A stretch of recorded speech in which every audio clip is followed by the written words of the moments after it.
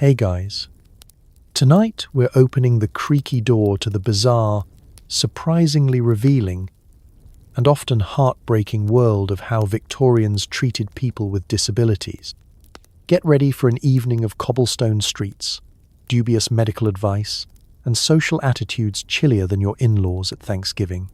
Before you get too cozy, go ahead and like the video, subscribe, and, if you're feeling generous, drop a comment telling me what ridiculous Victorian cure you'd most like to try. Laudanum, leeches, or the classic just stop having symptoms. But only if you actually enjoy what I do here. Otherwise, just keep lying awake in the dark and judging silently like a true Victorian matron. Now, dim the lights, switch on your fan for that 1890s asylum white noise, and burrow down into your bed like you're hiding from a visit from the family doctor. Let's pause for a second.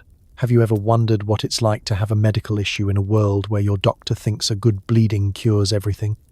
Or what would happen if your leg didn't work, but your family's main concern was whether you'd embarrass them at the seaside promenade?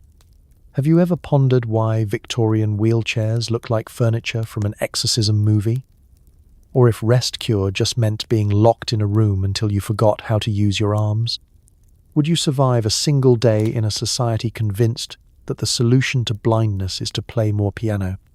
Congratulations, you've just woken up in 1853.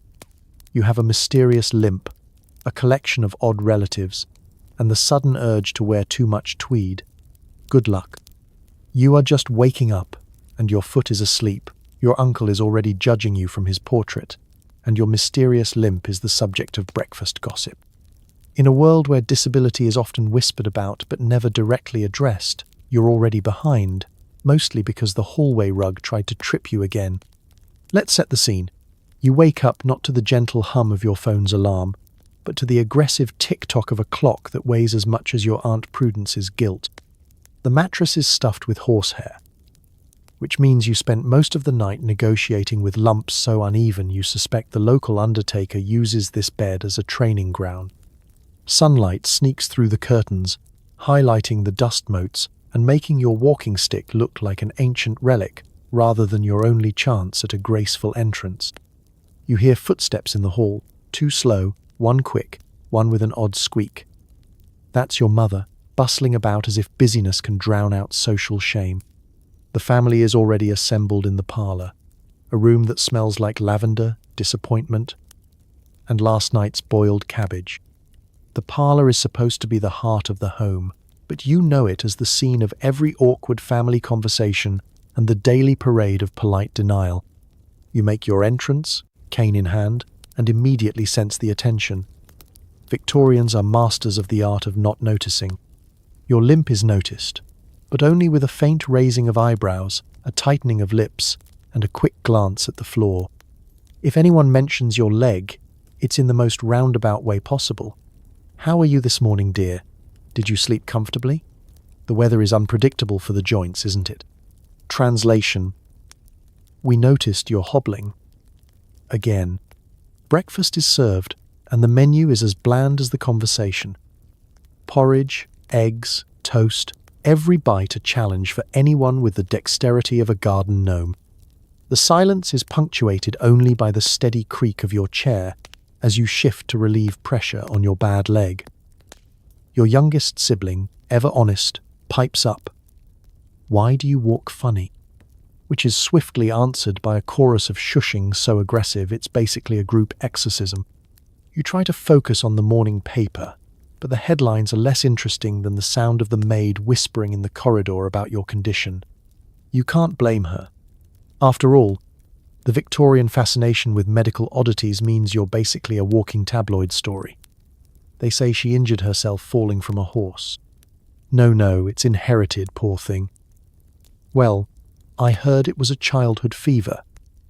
Everyone has a theory, but no one asks you. Navigating the house is its own Olympic event.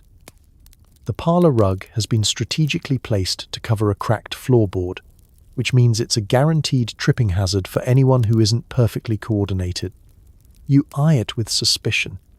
Every doorway is too narrow. Every step a reminder that the house was designed for people with straight backs and even strides. The stairs mock you. The front door threshold laughs quietly under its breath. And then there are the portraits. Generations of ancestors, all posed to show off their best angles, each one silently evaluating your posture. You can't help but imagine the great-grandfather in the corner, monocle raised, thinking, "In my day, we had the decency to limp in private." It's not all gloom, of course. Sometimes the family tries to be supportive. They offer helpful suggestions. Have you tried resting more? Perhaps a drop of Dr. Merriweather's liniment?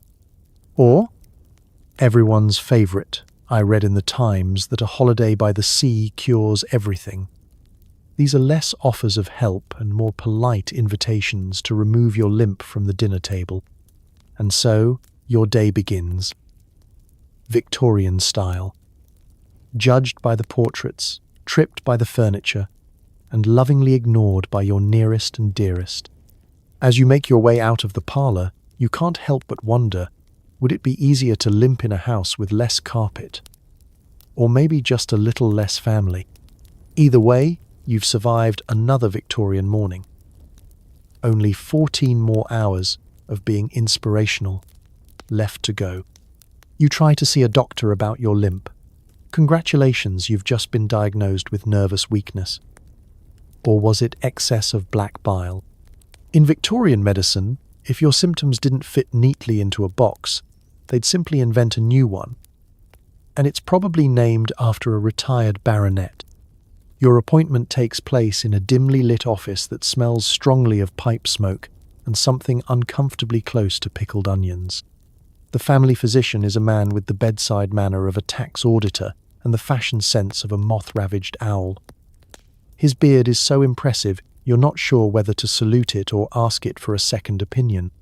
You sit obediently while he taps your knee with a stick, peers into your eyes, and checks your pulse with all the enthusiasm of someone counting pennies.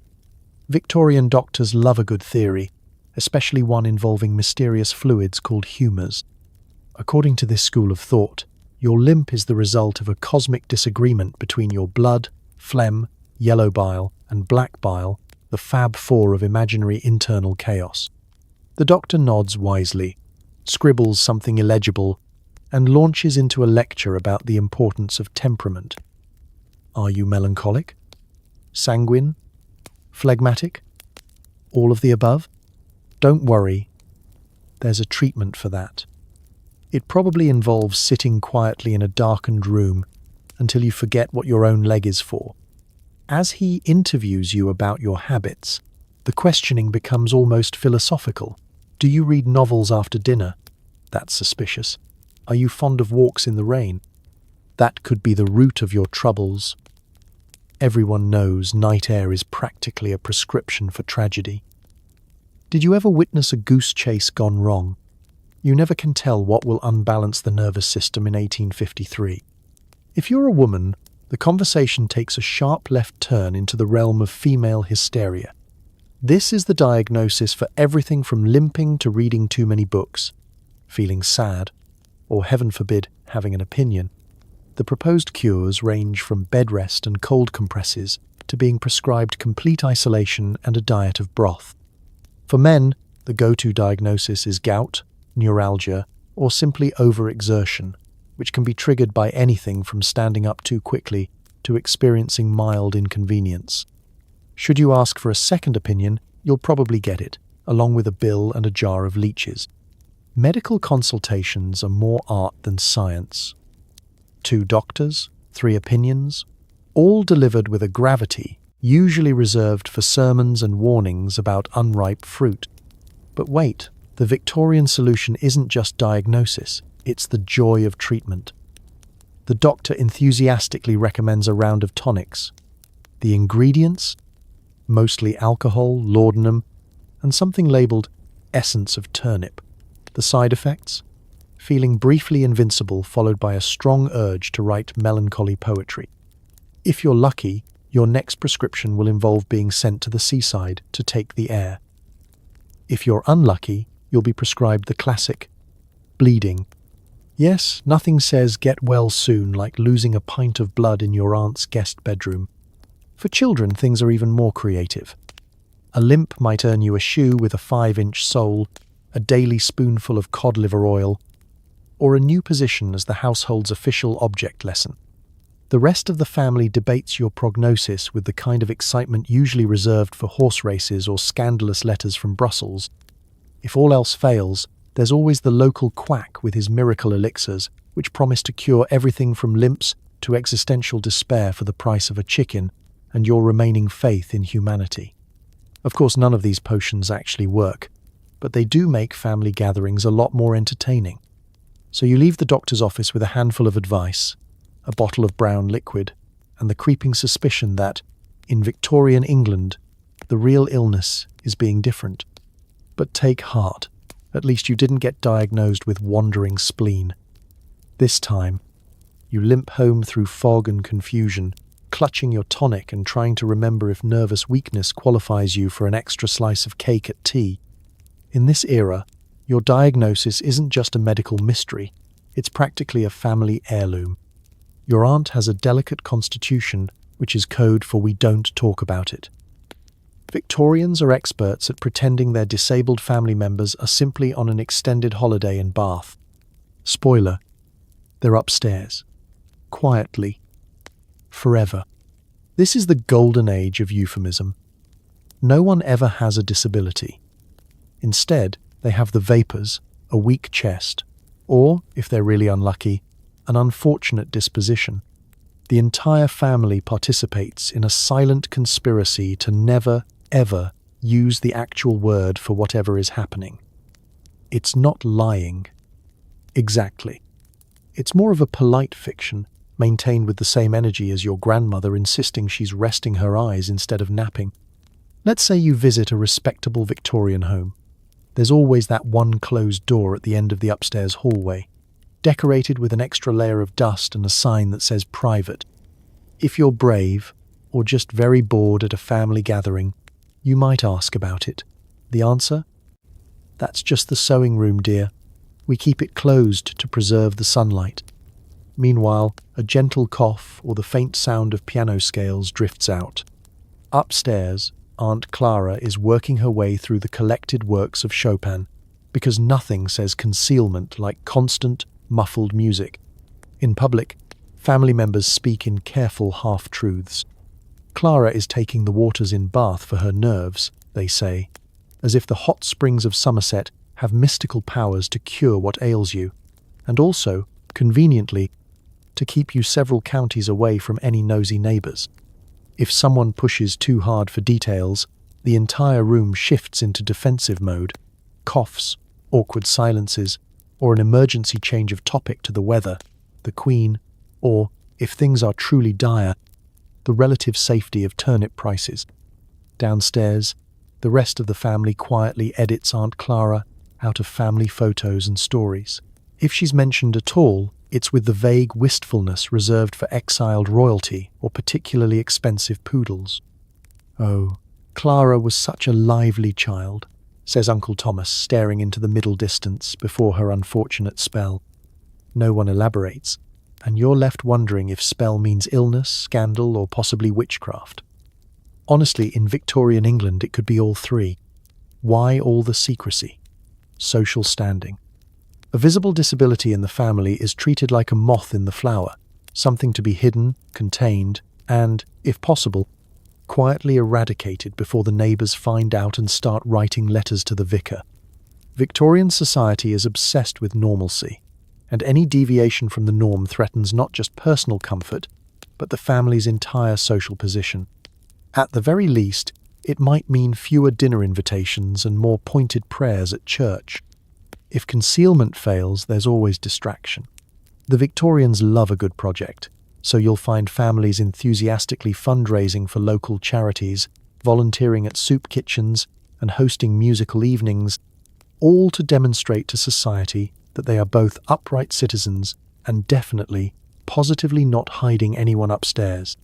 The more elaborate the social schedule, the more likely it is that a family secret is lurking behind the scenes, nervously peering through lace curtains.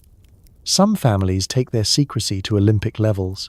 They hire private nurses sworn to silence. They invent complicated travel stories, she's touring the Alps with a spiritualist. And, in extreme cases, move entire households just to avoid awkward questions. The only thing more British than tea is quietly moving to the countryside and telling everyone you're chasing healthful air. Yet, beneath all this hush-hush manoeuvring, there's often a strange, sideways affection. The delicate relative receives carefully selected books, a plate of the best scones, and occasionally a conspiratorial wink from a sibling who leaves the forbidden door slightly ajar. The world outside might judge, but inside, family ties are woven with the same stubbornness as Victorian wallpaper, awkward, old-fashioned, and oddly resilient. So next time you see a faded photograph with someone suspiciously blurred out, just remember, in Victorian England, everyone had secrets. Some just played a lot more piano than others. You need help getting around, so the local carpenter wheels in a contraption that looks like it's designed to extract secrets from spies. Victorian mobility aids are less freedom and more fashionable imprisonment with squeaky wheels. Let's set the stage. Your leg refuses to cooperate, so it's time to enter the world of Victorian accessibility, or, as it's known in 1850, hoping your furniture doesn't eat you. Forget slick, lightweight aluminum. What you get is a chair assembled from solid oak, 6 types of brass, and a faint scent of varnish that's never quite left the building. The armrests are ornately carved, presumably to give your elbows something beautiful to contemplate, while the rest of you contemplates how you're going to get through a doorway built for someone with the body shape of a candlestick. The wheels alone are a feat of engineering. If your definition of engineering is something that rolls technically but only downhill, some are massive and spoked, like the wheels of a villain's carriage.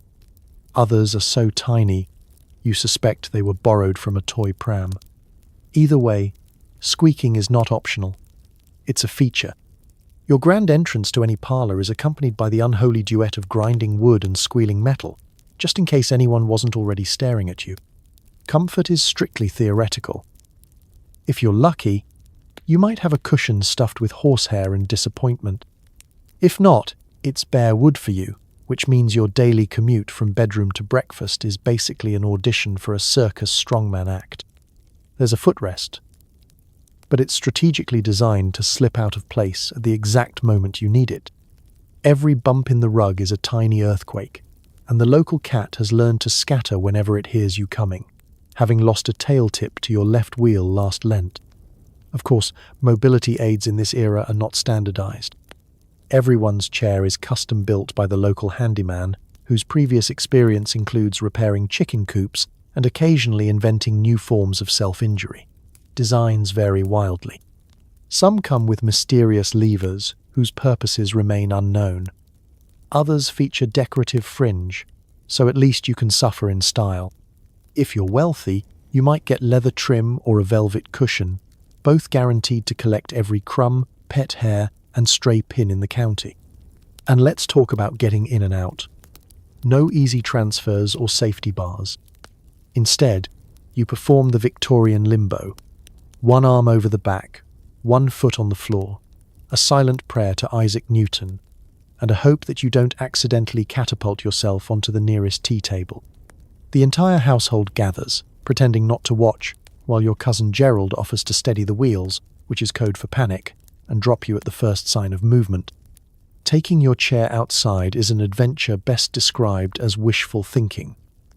There are no ramps, and the garden path is a sea of gravel, mud, and unspoken regret. The front stoop is 3 feet high and protected by an army of loose cobblestones. You either enlist a team of siblings to push, pull, and heave, or you simply accept that sunlight is overrated. For children, the solution is even more creative. Mobility carts shaped like toy carriages, or if you're less fortunate, a wheelbarrow. Yes, the same wheelbarrow used for hauling manure.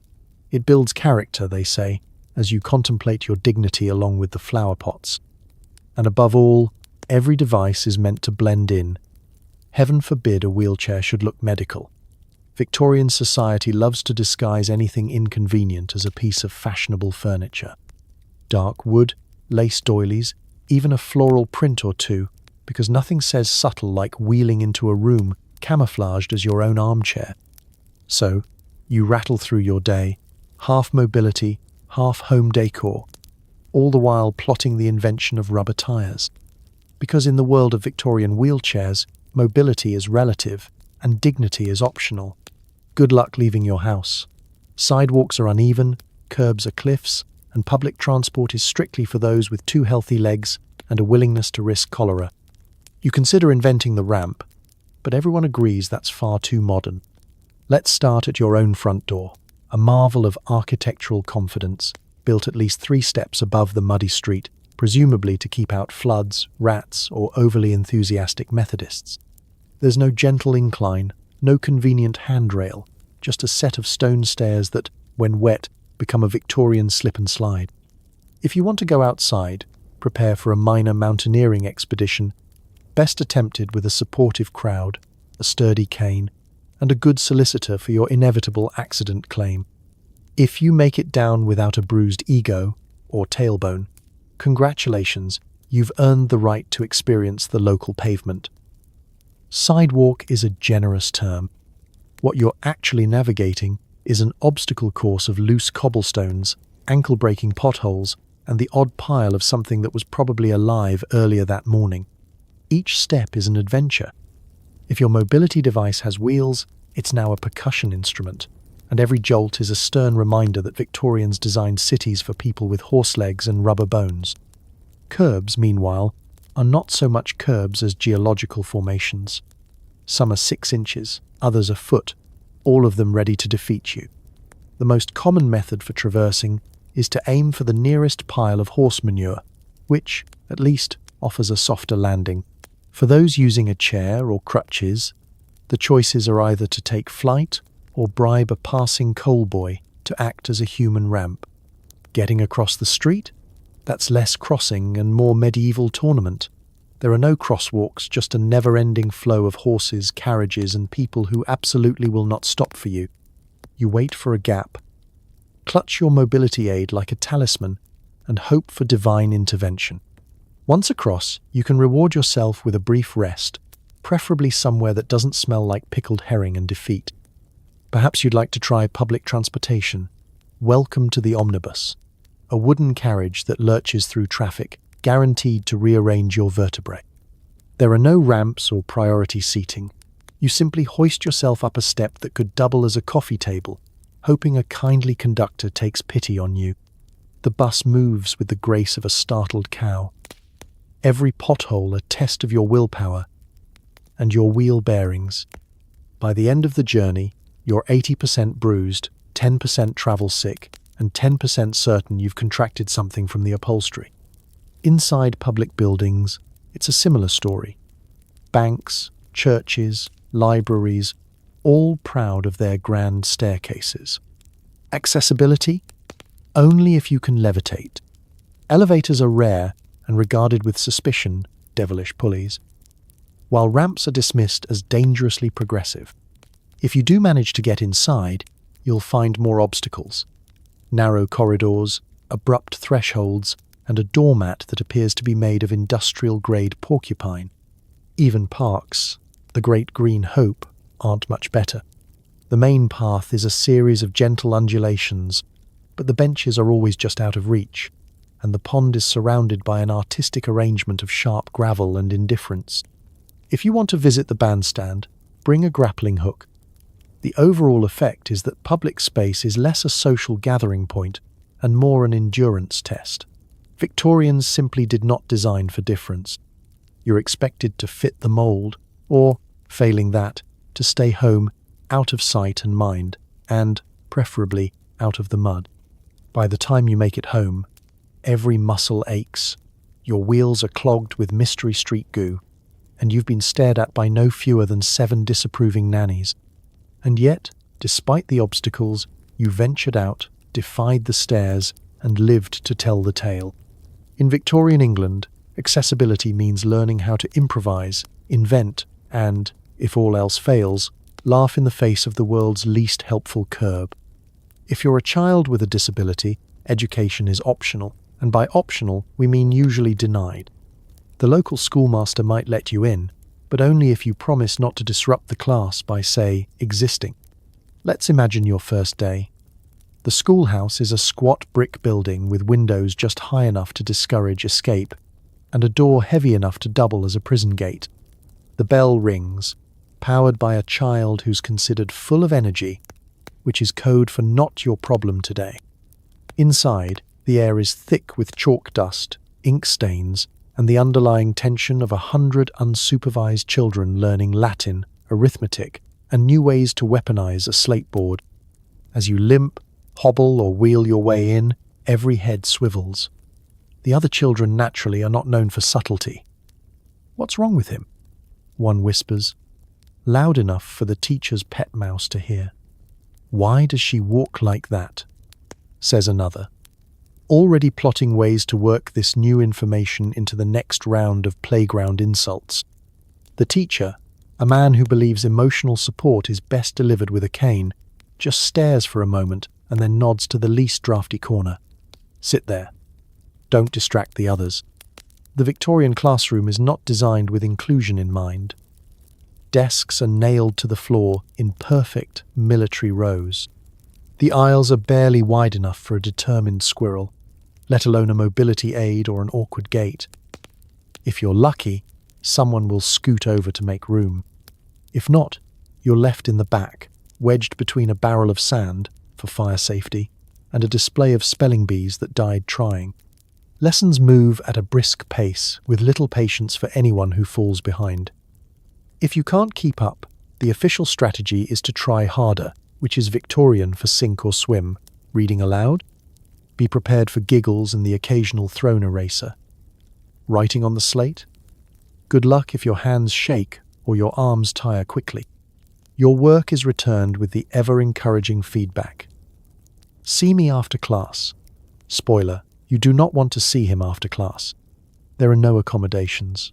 Glasses, if you're lucky enough to have them, are thick enough to double as small magnifying glasses for ants. Hearing difficulties? The teacher assumes you're just ignoring him, which earns you the coveted spot nearest the blackboard and occasionally a bit of chalk to the ear. If you can't speak clearly, someone will decide you're either French, possessed, or just not trying hard enough. Playtime, recess, if you can believe such a thing exists in this era, is its own social jungle. The yard is a mud pit in winter and a dust bowl in summer. Games of tag are hazardous, and hopscotch is designed by and for children with spring-loaded ankles. If you can't join in, you're assigned the vital role of scorekeeper, which means watching from the sidelines and serving as a target for stray beanbags. For many disabled children, the classroom is a place to be seen but not heard, noticed but not included. Some teachers are kindly, trying to help in quiet, awkward ways, slipping you an extra book, ignoring small mistakes, or sending you out to run messages so you can avoid the chaos. Others prefer you as a cautionary tale. See, children? Work hard, or you'll end up like, well, you know. More often than not, your formal education ends early. Some parents keep you home, worried about stares, bullying, or a lack of delicate constitution. Others send you to special schools, which are little more than glorified holding pens for the inconvenient and the different, focused less on learning and more on teaching you to be grateful for what you have, and not to expect too much. But sometimes you find your place. Maybe it's in the back, with a notebook full of stories. Maybe you make friends with the class outcast, or win a prize for best handwriting with your left foot. Even in the harshest classroom, children find ways to learn, dream, and quietly resist the lessons about staying silent. So, ends another school day, Victorian style. More bruises than lessons, but still, somehow, a little bit smarter. Your neighbours mean well, so they organise a charity gala for the afflicted. The main attraction? You, sitting quietly while strangers stare and drop coins in a basket. Nothing says dignity like being the town's seasonal fundraiser. It all starts with a whisper over the garden hedge. "Did you hear about poor so-and-so?" Suddenly, Your name is the hottest topic since Mrs. Featherstone's jam shortage. The vicar, the local widow, and every well-meaning busybody gather in the drawing room to brainstorm ways to help. Ideas range from a bake sale to a three-legged race, which, given the circumstances, feels a bit pointed. Eventually, they settle on the ultimate Victorian display of compassion, the charity gala. Invitations are hand-delivered. You know this because every single person in town stops you to ask, will you be attending? They already know you're not just attending, you're the star attraction, somewhere between a cause célèbre and a very awkward door prize. The event will be tasteful, you're assured, by which they mean there will be string music, tepid lemonade, and a silent auction of items no one actually wants. On the big day, you are encouraged to wear your finest, which for you means the least stained shirt and the pair of shoes that almost fit. The neighbours arrive, dressed as if the Queen herself is expected, although most of them are here for the gossip and the cake. You're strategically positioned in a chair near the front, next to the donations table. The sign above your head reads something like, "Let us not forget the less fortunate," a sentiment you appreciate almost as much as you appreciate surprise root canal. The air is thick with the scent of lilacs and good intentions. People file by, clutching tiny envelopes of coins and casting you the sort of smile usually reserved for injured puppies and lost hats. "How are you holding up, dear?" they whisper, as if your condition is contagious at more than a 3-foot radius. Some drop a penny in the basket and pat your hand. Others drop in a shilling and share a story about their second cousin's neighbour's lumbago, as if this is the world's saddest poker game, and everyone's trying to one-up each other with tales of suffering. At the buffet, there's a cake shaped like a crutch. Someone thought this would be uplifting. A string quartet plays selections from The Sorrows of the Afflicted, and Mrs. Tyndall delivers a speech about overcoming adversity, which is mostly about herself and the time her hat was rained on at the Derby. Of course, no Victorian fundraiser would be complete without a raffle. The prizes include a jar of home, pickled onions, a gently used shawl, and, for some reason, a stuffed badger. As the evening wears on, the guests become more generous, especially after the lemonade has mysteriously been replaced by sherry. A tipsy squire pledges to do something about those dreadful stairs outside your house. But you know from experience this means you'll see him next at the Christmas raffle. Stairs unchanged. The highlight of the evening comes when the mayor stands to present you with the proceeds, an envelope stuffed with coins and at least 3 buttons. The crowd applauds, not sure whether to look at you or at the ceiling. You thank everyone, smile politely, and attempt to blend into the wallpaper until someone else becomes the talk of the town.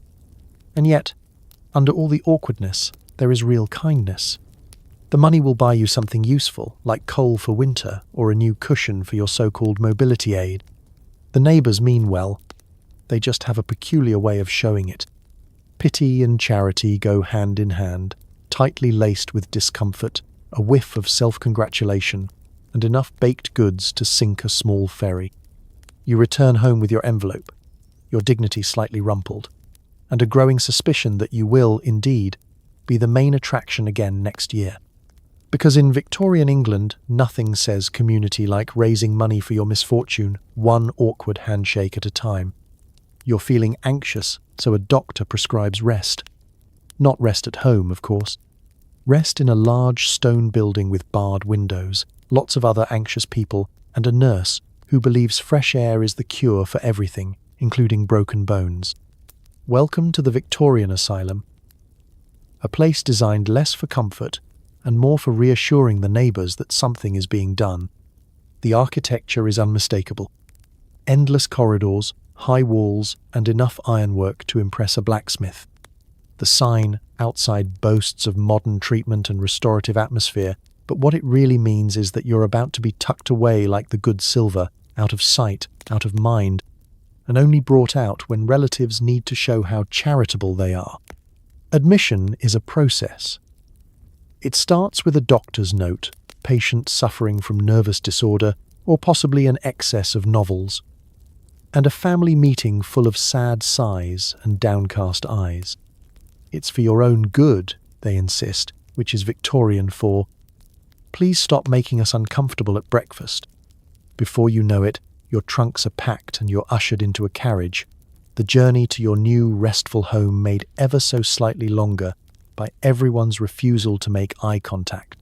Inside, your fellow patients are a cross-section of Victorian society's greatest anxieties. Young women who read too much, men who spoke their minds at the wrong dinner party, and the occasional confused uncle who keeps forgetting what year it is. You're assigned a room, complete with a lumpy mattress and a window that opens just enough to let in the breeze but never enough to let out your sanity.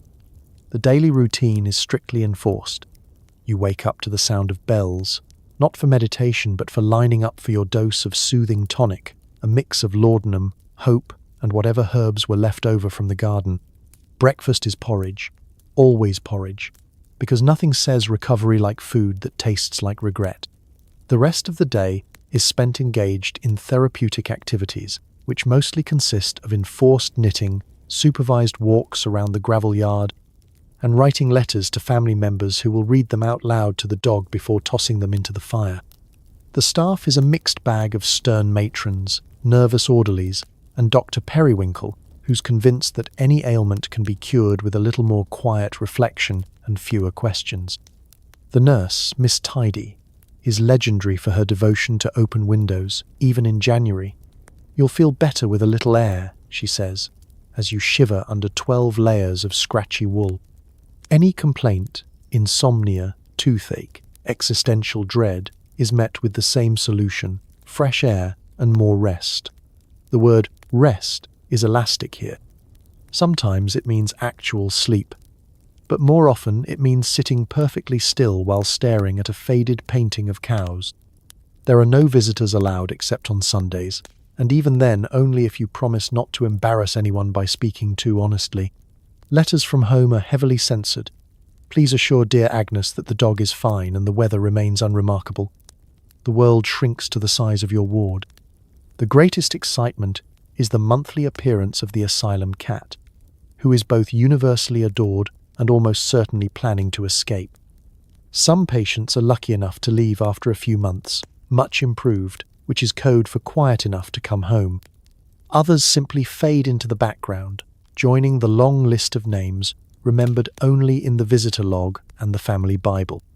Officially, the rest cure is a form of compassion.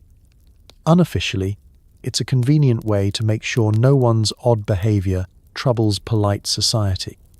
And so you knit, walk, and practice the fine art of doing nothing, all while being assured that you are getting better, or at least better hidden.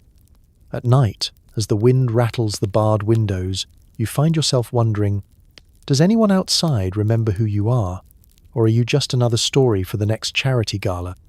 One thing's certain: if rest truly is the best medicine, the Victorians have turned it into an Olympic sport. If you can't work, you might end up in a Victorian workhouse, a place famous for its compassionate slogan, "Abandon hope, ye who enter." Here, care means hard labour, terrible porridge, and inspirational sermons about not being a burden. Let's start with the building itself, which looks like it was designed by someone who found medieval castles too cheerful. The walls are stone, the windows barred, and the courtyard's main feature is a sign warning you not to have too much fun. If Dickens had written a theme park, this would be the entrance: Misery Land, closed for maintenance since 1843. Arrival is an event in itself.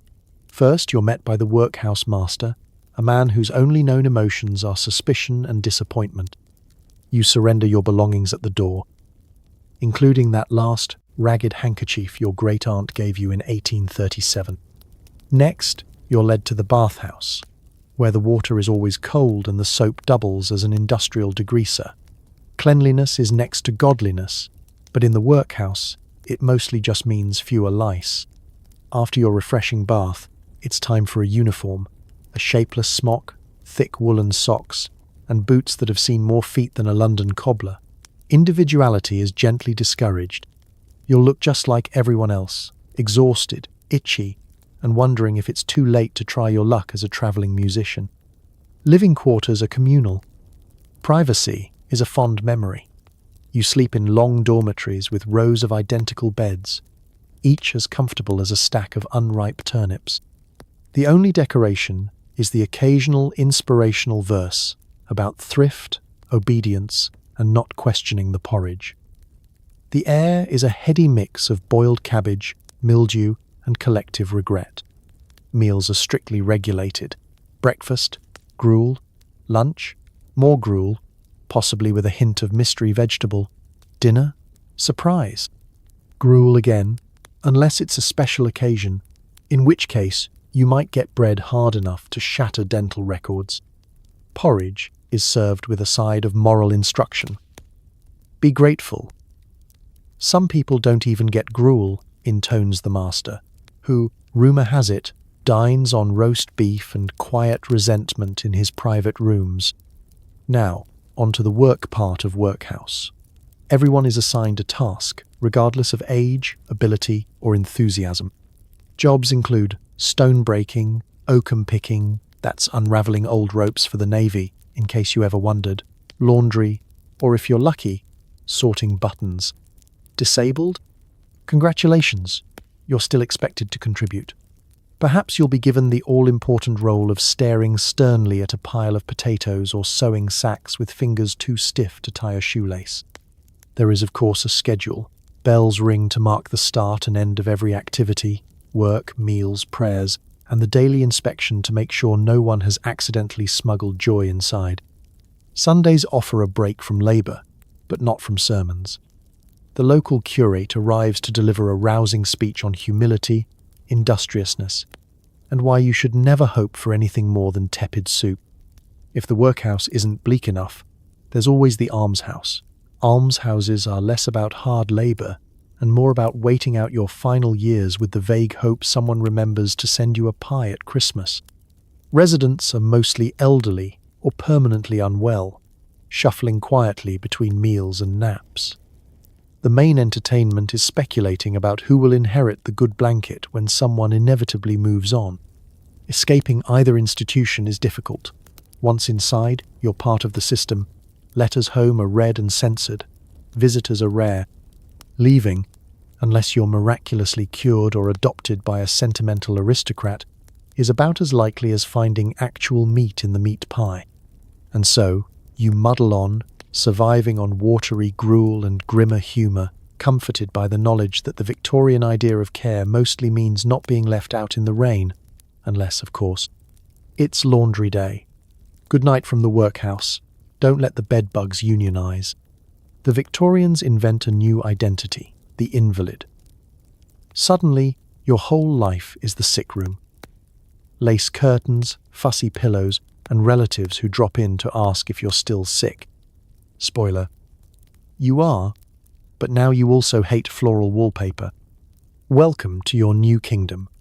One tiny bedroom, transformed by medical fashion into the social event of the season. The centerpiece? The bed, high, hard, and surrounded by enough ruffled linen to upholster a small train. Your days pass here, propped up on a mountain of embroidered cushions, swaddled in a shawl that smells faintly of lavender and last winter's coal dust. Every surface is covered in knickknacks. Sentimental china dogs, sentimental glass birds, sentimental everything except perhaps actual sentiment. Sunlight is let in for your health, but only after being filtered through 3 layers of muslin to ensure nothing too invigorating enters. The window is always slightly open, no matter the weather. The air, they say, must circulate. Stale air breeds malaise, cries your great-aunt as she throws open the sash in mid-January, while you shiver heroically beneath your crocheted afghan. Your sick room is part hospital, part family parlour, part museum to your own fragility. Bottles of tonics and syrups crowd the nightstand, nestled between devotional pamphlets and a portrait of Queen Victoria herself, looking sternly disappointed that you're not trying harder to recover. You develop a deep and complicated relationship with your hot water bottle, the closest thing to a companion you're allowed, apart from the family cat, who is strictly forbidden, but visits anyway.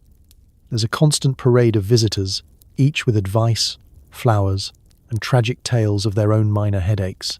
Your mother brings broth, which tastes like something that would be improved by having flavour.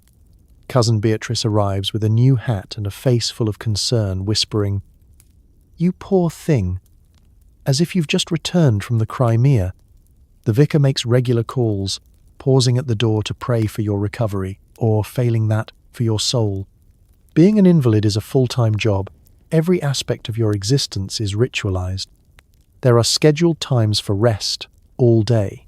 Times for reading, approved books only, nothing too exciting. And times for fresh air, 20 minutes, 3 times daily, no running.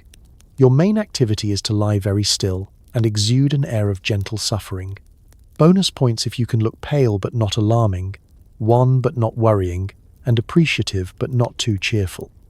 After all, a cheerful invalid is seen as someone who isn't really trying.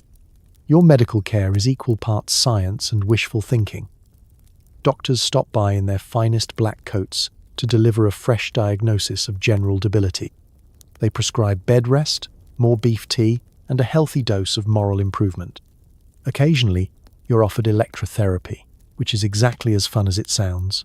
A machine wheeled in to administer mild shocks while everyone watches to see if you'll suddenly get up and dance. Fashion is also part of the regime. As a Victorian invalid, you are encouraged to wear pale blue, the colour of tranquility, or pure white, the colour of surrender. Heaven forbid you reach for red. The goal is to blend with the curtains, vanish into the background, and only reappear at dinner if you can do so without limping conspicuously. Privacy is a luxury you no longer possess. Everyone in the house knows your bowel movements, your sleep schedule, and exactly how many spoonfuls of Mrs. Boddington's tonic you've managed today. The neighbours drop by to ask about your progress. The grocer knows you by your invalid's allowance of extra jelly, and every child on the block is told to walk quietly past your window, although somehow they're always at their loudest when you try to nap. The sick room is your entire world, but it's also your stage. You become the household's emotional weather vane. If you look miserable, everyone sighs. If you manage a smile, there's a minor celebration. And so you remain, the centre of attention and isolation, longing for the day when your only complaint is about the wallpaper. Got a cough? Here's a leech. Trouble sleeping? Try a little electricity. Victorians never met a medical fad they didn't like, especially if it made a loud buzzing noise or came in a fancy mahogany box. Let's start with leeches. Yes, leeches, the original Victorian multi-tool. Is your blood too thick? Too thin? Too red? The doctor doesn't care. Out comes the jar of wiggling leeches, fresh from the apothecary, who keeps them alongside the peppermint lozenges. You're assured that this is a perfectly respectable treatment for anything from sore throats to wandering melancholy. The leech is applied. It clings with the determination of a relative at Christmas, and you wait. Sometimes for hours. There is no anesthesia, just the sound of polite conversation and a slow trickle of self-esteem leaving your body. Should leeches fail to inspire confidence, there's always electrotherapy. The Victorians love electricity the way modern people love. Wi-Fi, mysterious, exciting, and completely misunderstood. Got a case of nerves? Out comes the battery-powered contraption, all brass dials and optimism. The family gathers, the doctor wets a sponge, and suddenly your arm is twitching like a frog in a thunderstorm. "It's working," he proclaims, as your hair stands on end. If you're lucky, it's just a mild tingle.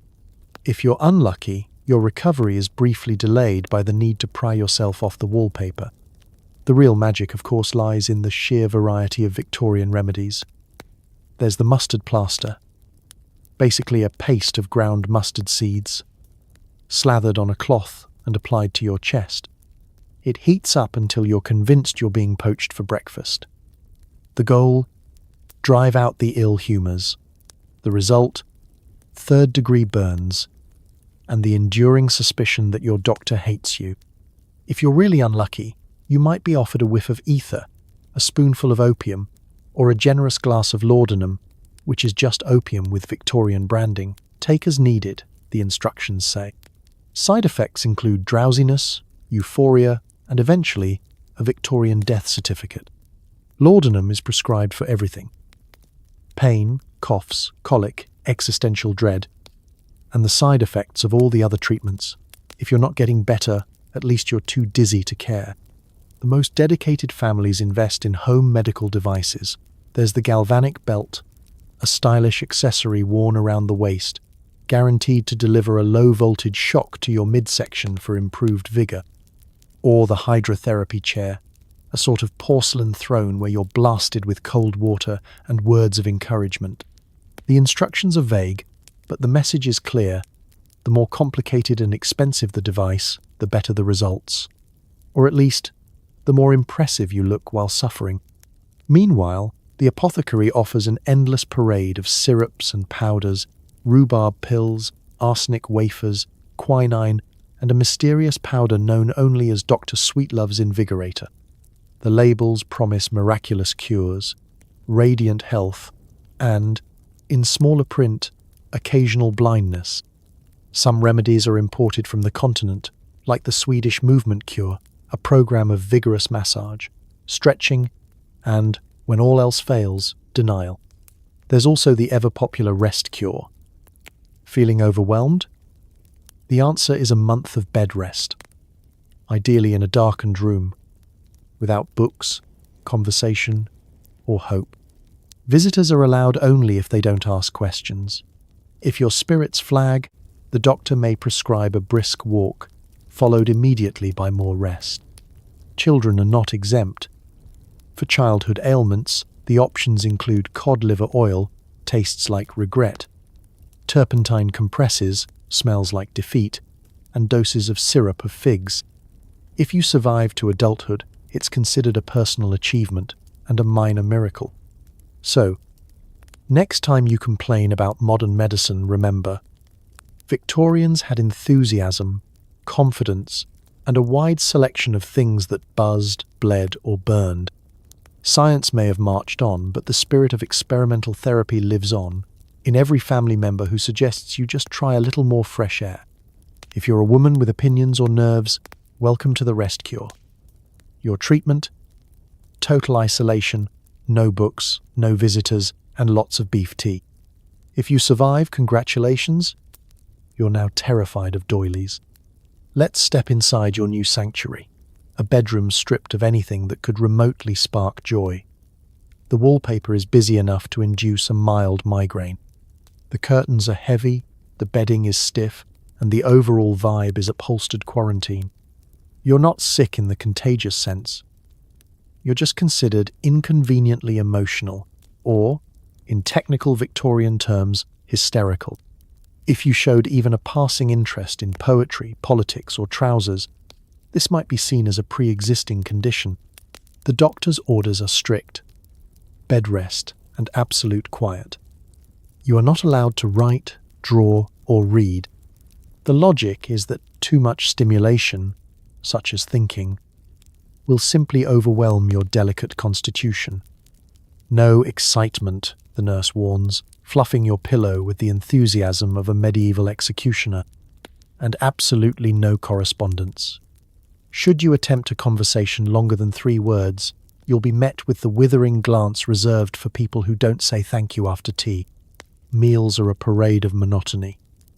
Beef tea, essentially hot water with a faint suggestion of cow, arrives 3 times a day, sometimes with a biscuit so dry it could sand furniture. Every now and then you're permitted a soft-boiled egg, which you must eat in silence, lest you disturb your fragile nerves. If you dare complain, the solution is more rest. Or worse, a home visit from Dr. Smothers, who insists you try breathing exercises, in with the good air, out with the opinions, while he supervises from a safe distance. The isolation is total. Your friends are barred from visiting, lest they infect you with conversation. Family members peek through the keyhole but are swiftly shooed away by the nurse, who wields a feather duster with surprising menace. The only approved entertainment is staring at the ceiling or, if you're truly desperate, counting the number of flowers in the wallpaper pattern. This is how you discover the single upside of the rest cure.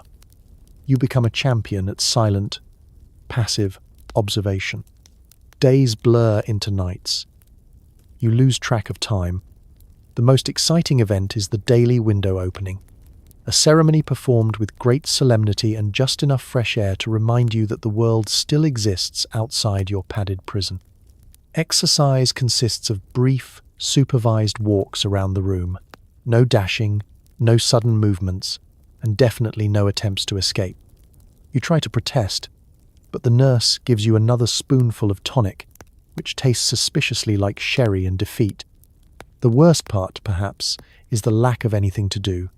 No journals, no sketching, no letters, nothing to distract you from the endless circling thoughts about what you might be missing. Outside, life carries on. You hear snatches of laughter, the clatter of carriages, and the forbidden thrill of piano music. Occasionally, the maid drops off a fresh doily for your nightstand, and you wonder if it's possible to expire from boredom alone. Of course, the rest cure is not entirely about your health. It's about restoring order. The goal is to return you to society calm, compliant, and conveniently dull. If you're lucky, you emerge after several months with just a deep-seated loathing for embroidery and a fierce craving for conversation. If you're not, well, you become a cautionary tale, a warning to all those young women who dared to dream or, worse, disagree. When you're finally released, blinking in the sunlight, you're congratulated for your recovery. The family insists you seem so much more agreeable now. No one mentions that you've developed a nervous twitch every time someone says rest. You rejoin the world, carrying with you a quiet resolve never to mention your feelings, your opinions, or, under any circumstances, your preference for wallpaper with fewer flowers. Congratulations! You've survived the rest cure, and if you never see a lace doily again, it will be too soon. You decide to go out for fresh air. Instantly, half the neighborhood peers out from behind their lace curtains. You'd blend in better wearing a top hat on your foot. Also, someone will absolutely poke you with an umbrella by accident. You make your way down the stoop, navigating those famously uneven Victorian steps, 3 inches high, 5 inches slanted, and definitely not built for grace. Every move is accompanied by a soundtrack of creaking boards and muffled gasps from the window above the butcher's. The local dogs watch with interest, as if evaluating your gait for next week's betting pool. The street is busy, filled with the daily parade of grocers, errand boys, and women in hats wide enough to block out the sun. But today, the main attraction isn't the fishmonger's latest argument with Mrs. Frobisher. It's you. Children tug at their mother's sleeves to ask questions that begin with why, and end in a hush as soon as you're within earshot. The boldest of them simply stare, open-mouthed, as if you might produce a juggling act or spontaneously combust. Every few steps, a neighbour stops to offer help. Mrs. Bramble insists you lean on her, which is less assistance and more an opportunity for her to loudly recount her own back trouble for the benefit of the street. Mr. Nettle nods gravely, muttering about the dangers of damp air as if it's responsible for half the nation's ills. Someone's aunt offers you a sweet wrapped in tissue and dust, while noting, loudly, how brave you are for going out in your state. Then comes the real hazard. Umbrellas. The Victorian umbrella is an instrument of both fashion and stealthy sabotage. Short, sharp, and wielded by the oblivious and the over-enthusiastic alike. The sidewalks are a slalom course of swinging handles and unexpected pokes. Mrs. Pickles manages to accidentally jab your leg while attempting to greet you, and immediately apologizes in a tone that suggests you really should have been standing somewhere else. Somewhere not on the pavement, preferably. If you're moving slowly, the crowd splits around you, flowing like a river that's just discovered a stubborn rock. There's a choreography to Victorian street life, one that you're only allowed to lead if you can match the pace. Otherwise, you find yourself dodged, squeezed, and occasionally tutted at by people convinced you are a traffic jam in human form. A stray carriage wheel splashes water at your feet, and someone's errant dog nearly tangles itself in your walking stick. The dog, you suspect, is just happy you're not Mrs. Bramble. The shopkeepers are a mixed bunch. Some meet you with the sort of forced cheer reserved for charity visitors and surprise inspections. Others regard you as a potential liability. Mr. Hopkin at the bakery offers you a bun on the house, but only after announcing for all to hear that you must be quite in need. The haberdasher's assistant, less subtle, moves the display of ribbons just out of your reach and then pretends not to notice when you struggle to retrieve it. As you attempt to navigate back home, you pass the public park, where a group of young women whisper behind gloved hands. You catch the words unfortunate and tragic, followed by a sharp look of disapproval when you have the nerve to meet their eyes. The pigeons, at least, offer no judgment, just the odd hope for crumbs. You finally reach your stoop again, cheeks flushed from the wind and from the attention. The curtains twitch, the whispers subside, and the neighbourhood resumes its ordinary routine, the excitement of your appearance already being recounted, embroidered, and exaggerated by tea time. It's no wonder so many Victorians preferred to stay indoors. Going out wasn't just a walk. It was an event, an ordeal, and, occasionally, an accidental umbrella duel. Still, you survived, collected 3 apologies, 2 sweets, and 1 new dent in your pride, and in the grand tradition of the era, you resolved to try again tomorrow, perhaps with a helmet. Fashion in the Victorian era is all about hiding what's unsightly. Got a leg brace? Time to cover it with 3 petticoats, a bustle, and enough ribbon to wrap a small elephant. The era's fashion motto is simple: conceal, don't feel, and definitely don't let the neighbours glimpse your orthopedic apparatus. This is a society where showing an ankle is considered borderline scandalous, so anything less than perfect symmetry is immediately draped, padded, and buttoned out of sight. For women, every minor difference becomes an opportunity to add another layer, literally. Can't bend your knee? Good news, hoop skirts are in, and they double as portable privacy screens. If your brace makes a clanking noise, just say it's the sound of your petticoat's new steel cage, the latest thing from Paris. Men are not spared, of course. Waistcoats, frock coats, and high collars aren't just about looking dapper. They're about hiding scars, uneven shoulders, or the odd sling. You might find yourself in a tailor's back room, being fitted for a jacket with one sleeve cut suspiciously wider than the other, while the tailor's apprentice is sworn to secrecy and paid extra not to gossip at the local pub. For the truly fashion-forward, there's always the option of a decorative walking stick, ivory-handled if you're posh, plain ash if you're not. Walking sticks are so in vogue that half the gentlemen of London seem to carry them, just in case of a spontaneous duel or the need to point at something very far away. Accessories, too, play a crucial role in this grand masquerade. Gloves hide hands stiff from old injuries. Hats are pulled low to disguise a drooping eye or facial scar. Fans, shawls, and carefully arranged hair all do double duty as camouflage. The real fashion Olympics, though, is getting dressed in the first place. A Victorian morning routine can take hours, especially if you need help lacing boots or strapping on a brace. There are so many hooks, ties, and undergarments involved that you wonder if Victorians got dressed just once a week, like winding a grandfather clock. Of course, the goal is not just to hide, but to blend in. Society expects you to present an image of effortless elegance, even if it requires enough engineering to build a small bridge. If you need crutches, you choose the kind with polished wood and a discreet monogram. If you must wear a support corset, you insist it was prescribed by your Parisian doctor for posture, never for anything as indelicate as a spinal injury. Fashion is also about avoiding attention, or at least the wrong kind.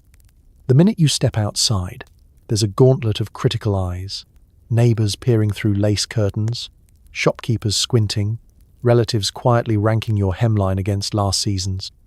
Every ripple in your dress, every unusual gait, every accidental flash of metal is another invitation for speculation. Did you see Miss Barton's limp? I hear it's from a fall at the assembly rooms. Tragic, really, but so brave of her to soldier on in a silk taffeta. There's a strange pride in pulling off the illusion.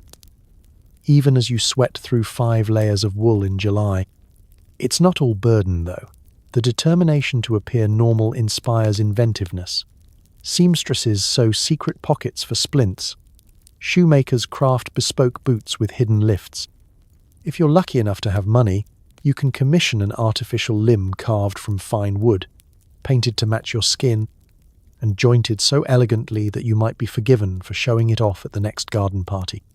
Behind closed doors, fashion becomes comfort again, loose wraps, soft slippers, and an absence of corsetry so liberating you half expect to float away. But when the bell rings and visitors call, it's back to ribbons, ruffles, and hiding anything that doesn't fit the ideal. So you cinch, button, and layer your way through the day, outsmarting society's gaze. If there's one thing more exhausting than living with a disability in the Victorian era, it's dressing for it. But at least you look fabulous doing it. Just don't try running for the omnibus.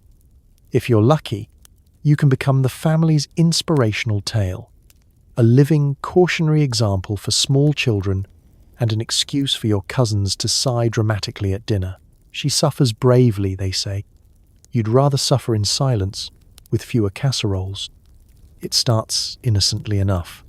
You catch a cold, or perhaps your limp becomes more pronounced, and suddenly the whole household moves into high sympathy mode.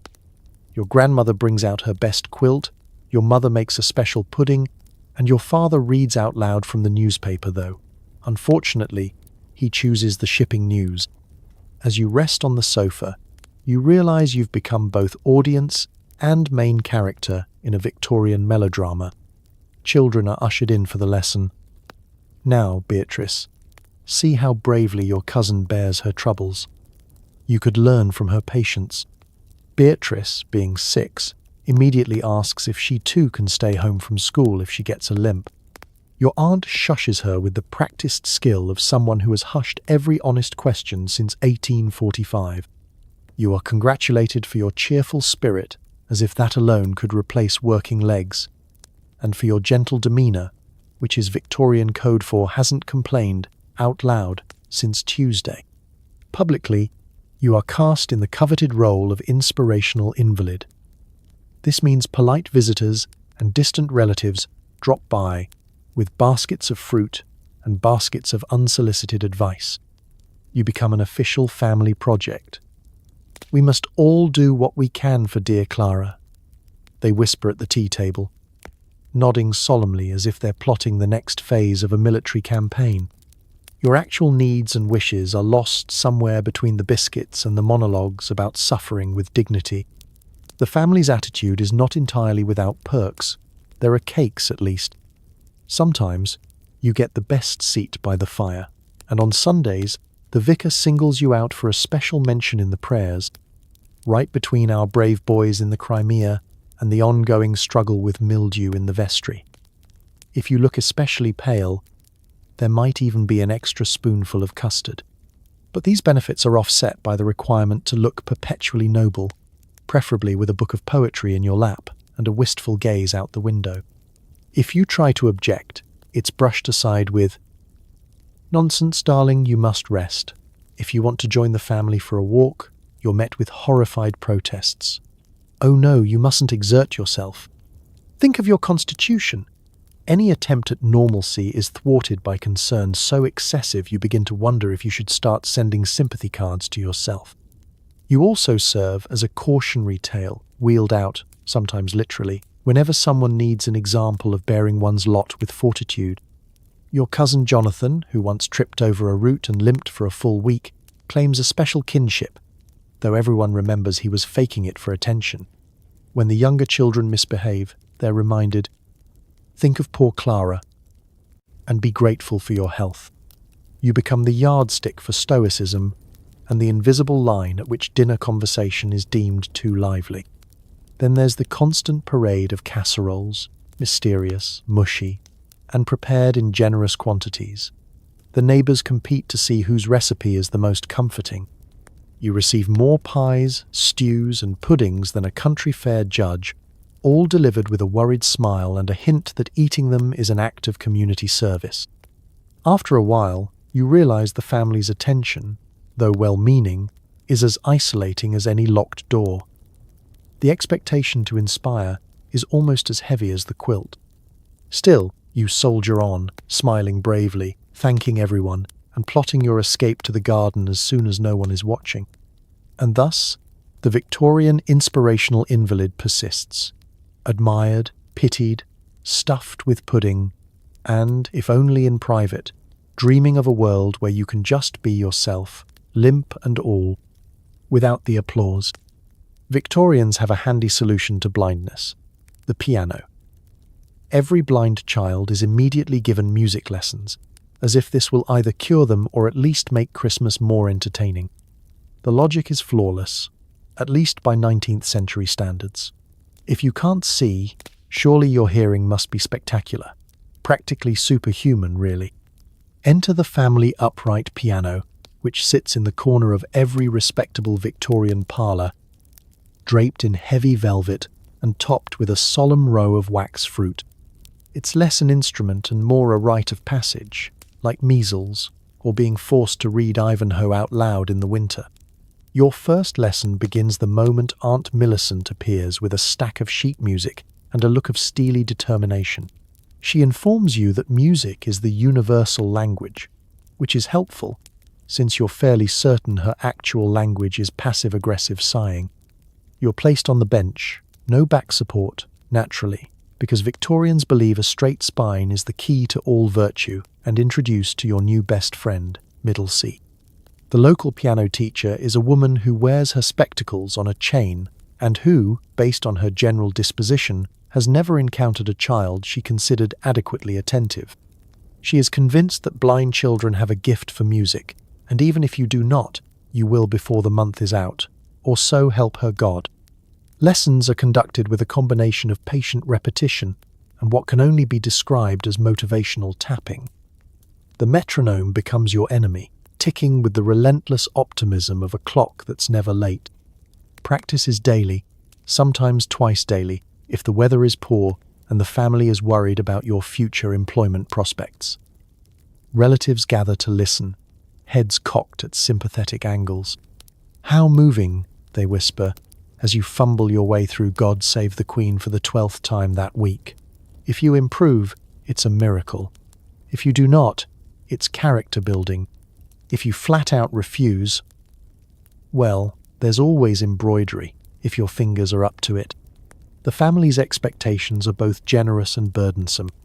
A child who can play a tune is proof of hope and progress, a living argument that their unfortunate circumstance can be overcome with the right blend of discipline and heartfelt hymns.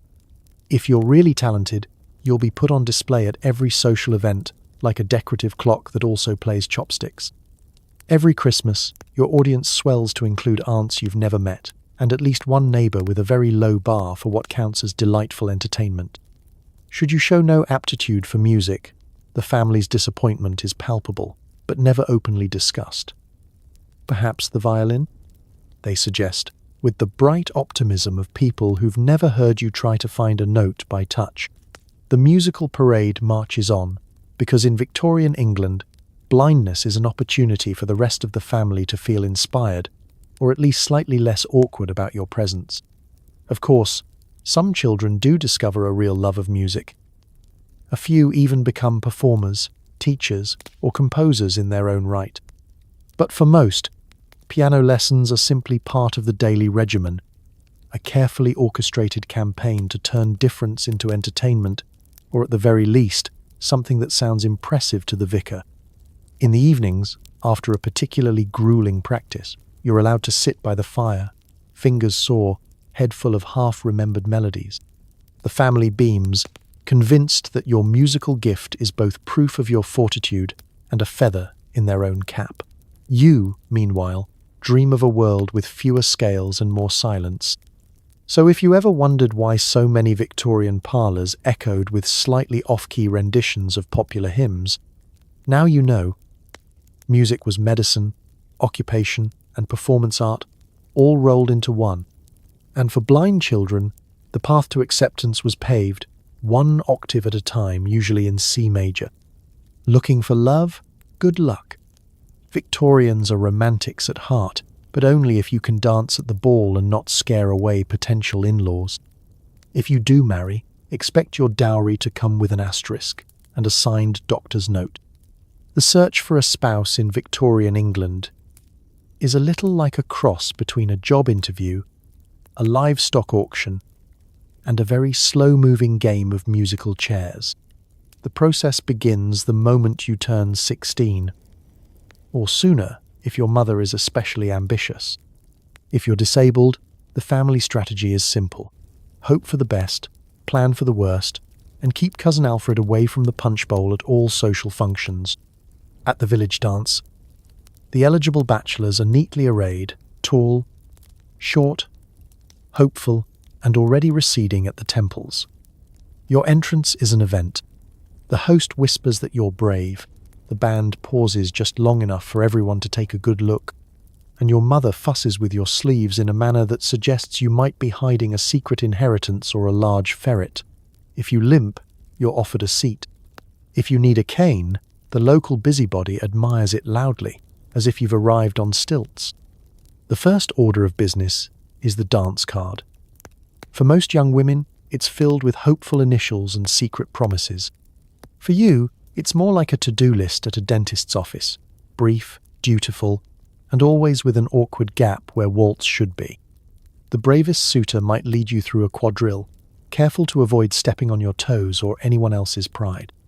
The rest politely drift to the refreshment table, convinced that enthusiasm is contagious and you might still outpace them in the next round. The social rules are unspoken but ironclad. Prospective in-laws are masters of subtle interrogation. Does she have a constitution for country living? Can he be counted on to produce heirs with straight spines and compliant attitudes? Every conversation is an audition, every smile a negotiation. You notice that no one ever asks if you're actually interested in their son, just whether you can embroider, play piano, and avoid fainting at inconvenient moments. If you're a man, the odds are marginally better, so long as you can manage a job and don't require too much medical attention. If you're a woman, the focus is firmly on marriageability, which is Victorian code for can you keep house without alarming the neighbours. Dowries are adjusted accordingly. If you're lucky, your family is rich enough to compensate for any shortcomings. If not, expect the negotiations to involve long pauses and more than one private consultation with the family physician. Should you find a match, congratulations. The wedding will be tasteful. The guest list carefully curated to minimize scandal and maximize social credit. Your dress will be white, your gloves will be spotless, and your father will deliver a toast that somehow manages to mention your resilience at least twice before dessert. The marriage contract may or may not include clauses about separate bedrooms, gentle care, and acceptable topics of conversation at the breakfast table. But for many, the search ends in quiet resignation. You become the beloved aunt, the charming bachelor, or the helpful companion. The family assures you this is for the best. You have such a good spirit, they say, in the tone usually reserved for cats who have just been bathed. Friends try to set you up with someone nice, a phrase that means someone who also didn't make the first cut. And yet, romance isn't completely off the table. Secret notes, moonlit strolls, the occasional hand squeeze during church, these things happen even in Victorian England. Sometimes love slips through the cracks, inconveniently, triumphantly, and completely outside the bounds of the family plan. So, if your marriage prospects come with a few extra footnotes, remember, in the great ledger of Victorian matchmaking, everyone has a secret asterisk or two. Yours just happens to be written in slightly larger print. If you're very unlucky, or have an especially noticeable condition, you might find yourself in a travelling exhibition. The Victorians love a good spectacle, especially if it lets them feel better about themselves. Step right up. Or rather, be wheeled, prodded, or paraded right up. Victorian England is the golden age of human curiosity, where difference becomes a ticketed event and your body the subject of morbid fascination. For the price of a shiny penny, families can gasp, giggle, and gawk at you, then congratulate themselves for their open-mindedness and charity. It all begins with the arrival of the travelling show. Brightly painted wagons roll into town, promising wonders of nature and marvels of creation. There's a bearded lady, a giant, a set of conjoined twins, and the mysterious boy with 2 elbows, which, if you're counting, is only one more than strictly necessary.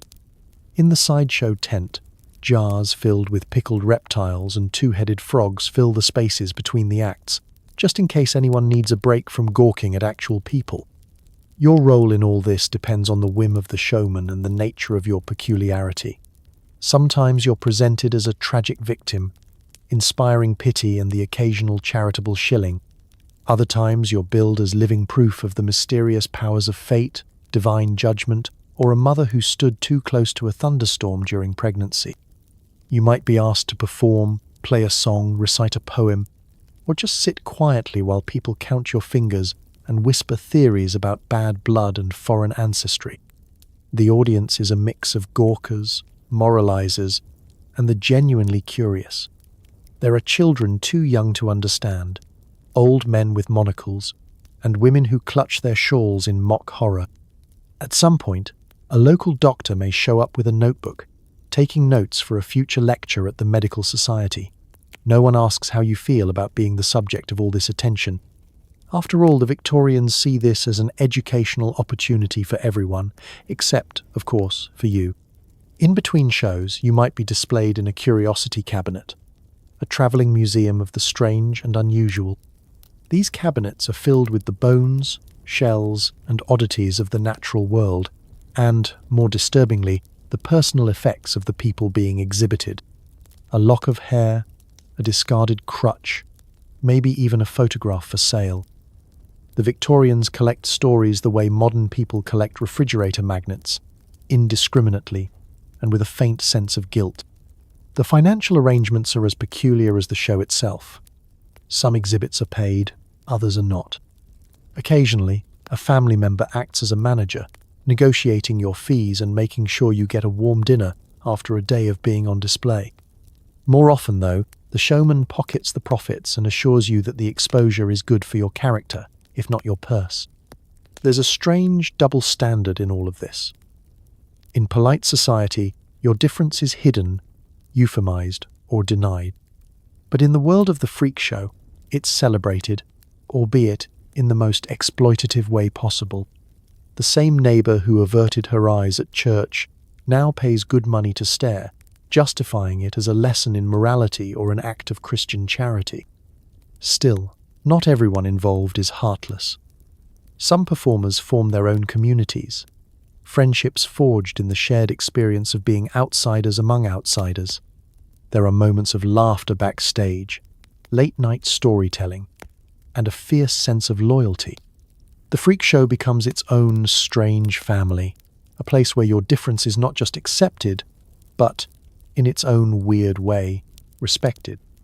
By the end of the night, as the crowds drift home and the tents come down, you're left with the coins in your pocket, the ache in your back, and the unspoken wish that next time, you might be the one peering out from behind the curtain, just watching, not watched. Because in the Victorian age, if you couldn't blend in, you became the main event. And nothing drew a crowd quite like a reminder that, just for a moment, someone else was stranger than you. If you appear in a novel, prepare to be either an inspirational martyr or a sinister villain. Charles Dickens alone created more tragic invalids than a soap opera. Victorian literature has 2 settings: atmospheric gloom and even more atmospheric gloom.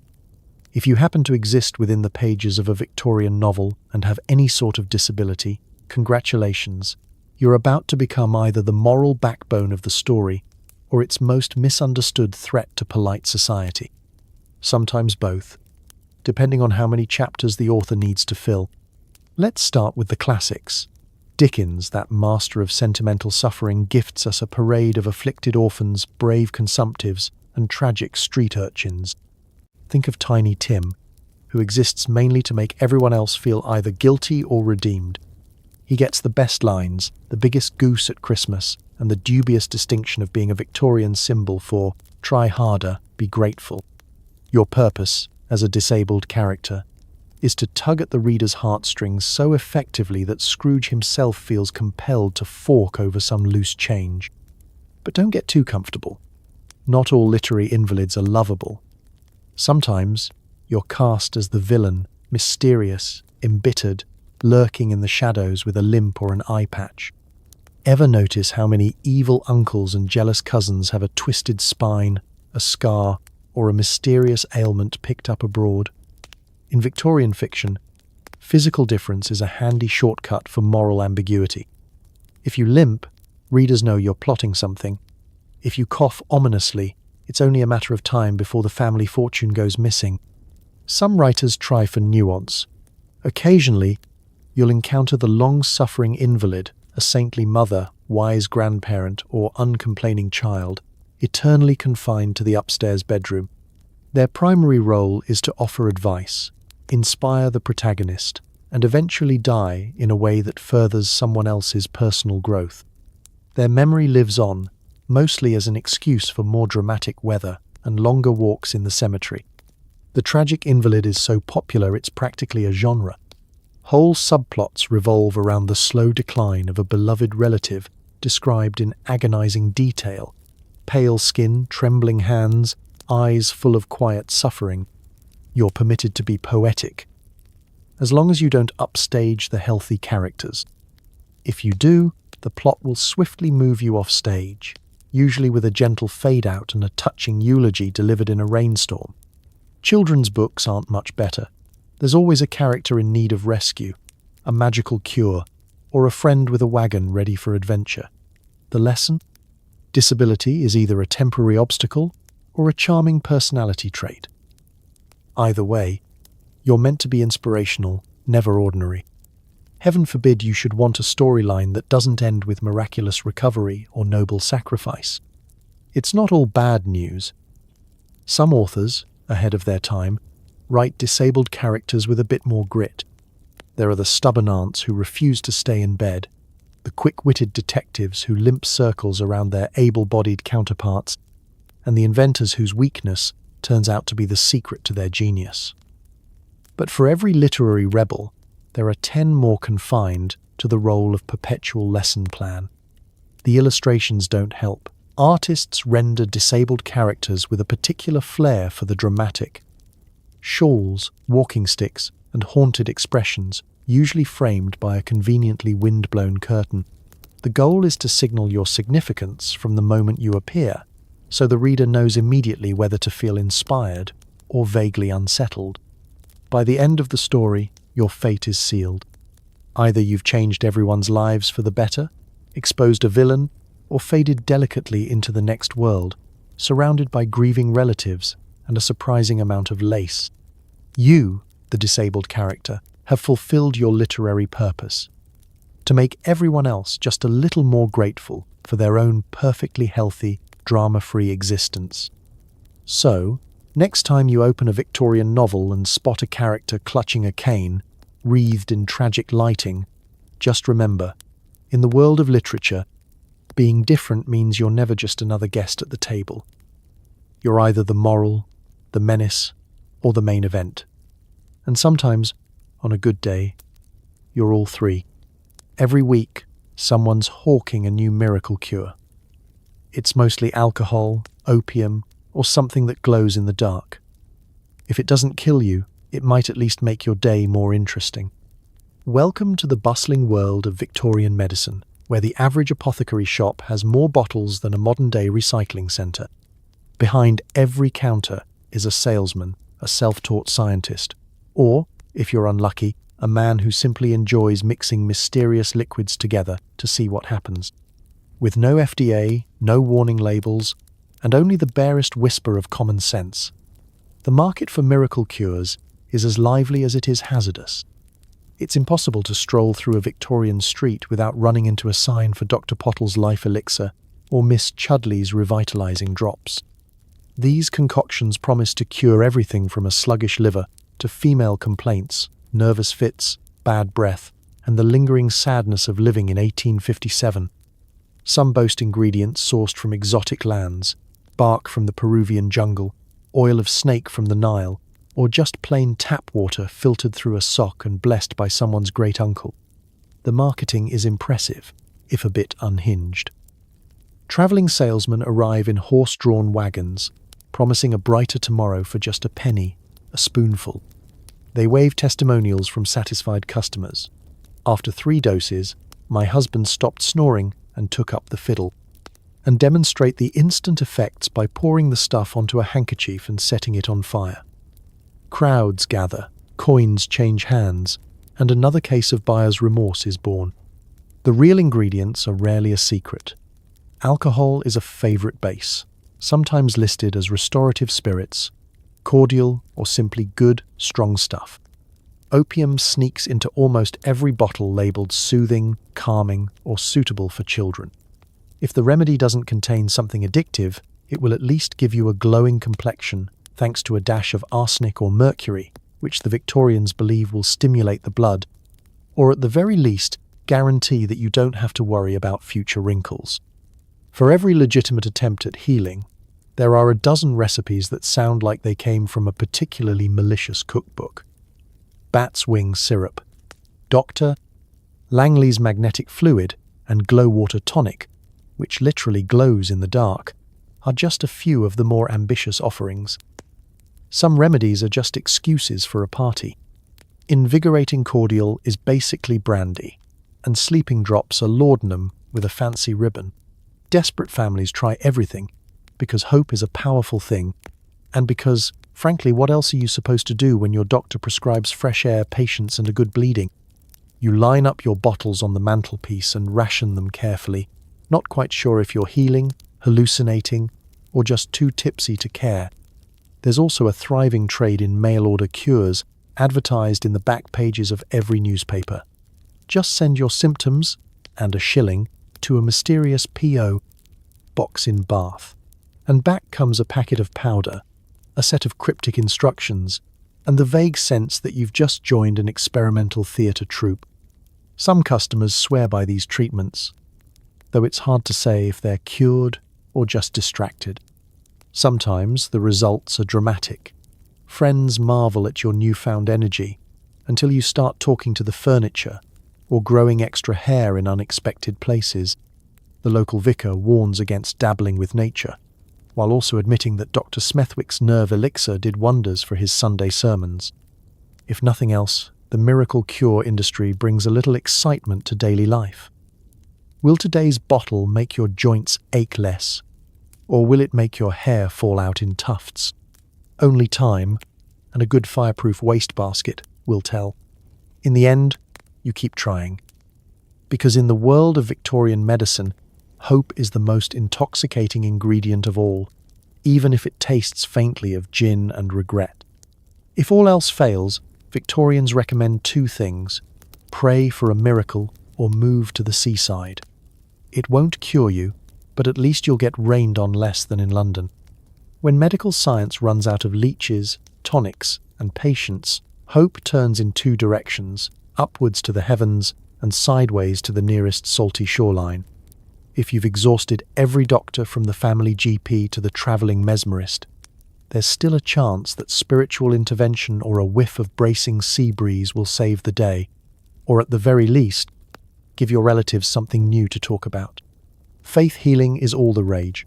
Churches fill with anxious families, and ministers add miraculous recoveries to the list of acceptable sermon topics, right after tithing and before the dangers of card playing. Pray hard, says the vicar, for the Lord moves in mysterious ways. Sometimes he moves in the direction of Bath, but often he prefers a nice gusty wind off the channel. You kneel, stand, and kneel again, all the while wondering whether divine intervention is more likely if you remember all the words to the latest hymn. Sometimes the family invites a faith healer into your home, a solemn gentleman with wild eyes and a knack for turning tap water into holy tonic. He lays hands on your brow, mutters encouraging phrases, and occasionally produces a feather or a coin drawn forth by the spirits. The results are mixed. If you feel a bit better, it's a miracle. If you don't, the explanation is always insufficient faith or the presence of an unlucky cat. But nothing quite says Victorian optimism like a prescription for seaside air. The entire nation becomes convinced that any malady can be cured by proximity to damp sand and the smell of boiled shrimp. Doctors recommend a change of air, which, in practice, means packing half the household into a squeaky carriage and heading for the nearest resort town. Brighton, Scarborough, and Blackpool become meccas of hope and questionable seafood. Upon arrival, you're immediately wrapped in 2 shawls and a blanket, then deposited on the promenade. The wind is invigorating, the sea is restorative, and the gulls are enthusiastic in their pursuit of unattended snacks. The ritual is simple. Walk along the beach until you feel either healthy or windburned, whichever comes first. For the truly determined, there's sea bathing, a Victorian sport involving woolen swimsuits, bathing machines, and the steadfast denial that the water is freezing. Boarding houses advertise special rates for invalids, promising sea views, boiled eggs, and complete discretion regarding mysterious ailments. The daily schedule revolves around the tides. You're expected to breathe deeply, take in the ozone. Victorian for air that smells faintly of rotten kelp, and, if your constitution allows, drink a glass of lukewarm seawater for digestion. No one knows if it works, but it certainly keeps you close to the privy. Afternoons are spent listening to brass bands, collecting shells, and trying not to be trampled by children with hoop sticks. The evenings bring healing entertainments, magic lantern shows, recitations, and the occasional guest appearance by a local celebrity who once met the Queen's cousin.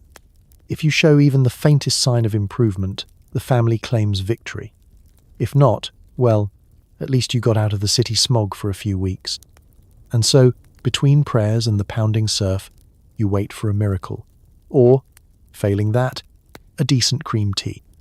The truth, as every Victorian secretly suspects, is that recovery is rarely swift. Faith is always complicated, and the seaside makes for much better stories than another week staring at the parlour wallpaper.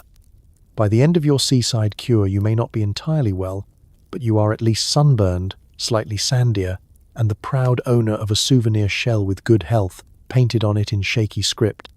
If that's not healing, it's certainly something to remember. Because in Victorian England, when all else fails, you can always pray hard, breathe harder, and hope the next tide brings in something better than more seaweed. You appear in the census as disabled or imbecile, or sometimes not at all. Official recognition is rare, and benefits? Only if you count not being thrown in debtor's prison as a perk. The Great Victorian Census arrives every decade, a national project involving thousands of anxious clerks, buckets of ink, and enough confusion to sustain a bureaucracy for years. If you're lucky, you get to appear in the official records, at least whatever version of you the government feels like acknowledging that day. If you're unlucky, you're politely ignored, swept under the parlour rug alongside Aunt Margaret's secret sherry stash and the embarrassing family skeleton. Being counted sounds straightforward until you actually see the categories. There's deaf and dumb, blind, lunatic, and imbecile written out in the neat copperplate hand of a clerk who has never had a single exciting ailment in his life. The language is clinical at best, spectacularly insensitive at worst. If your condition doesn't fit one of the pre-approved labels, the census taker just shrugs and puts down other, which is Victorian for we have no idea, and frankly, we'd rather not find out. The census man is a figure of mild dread.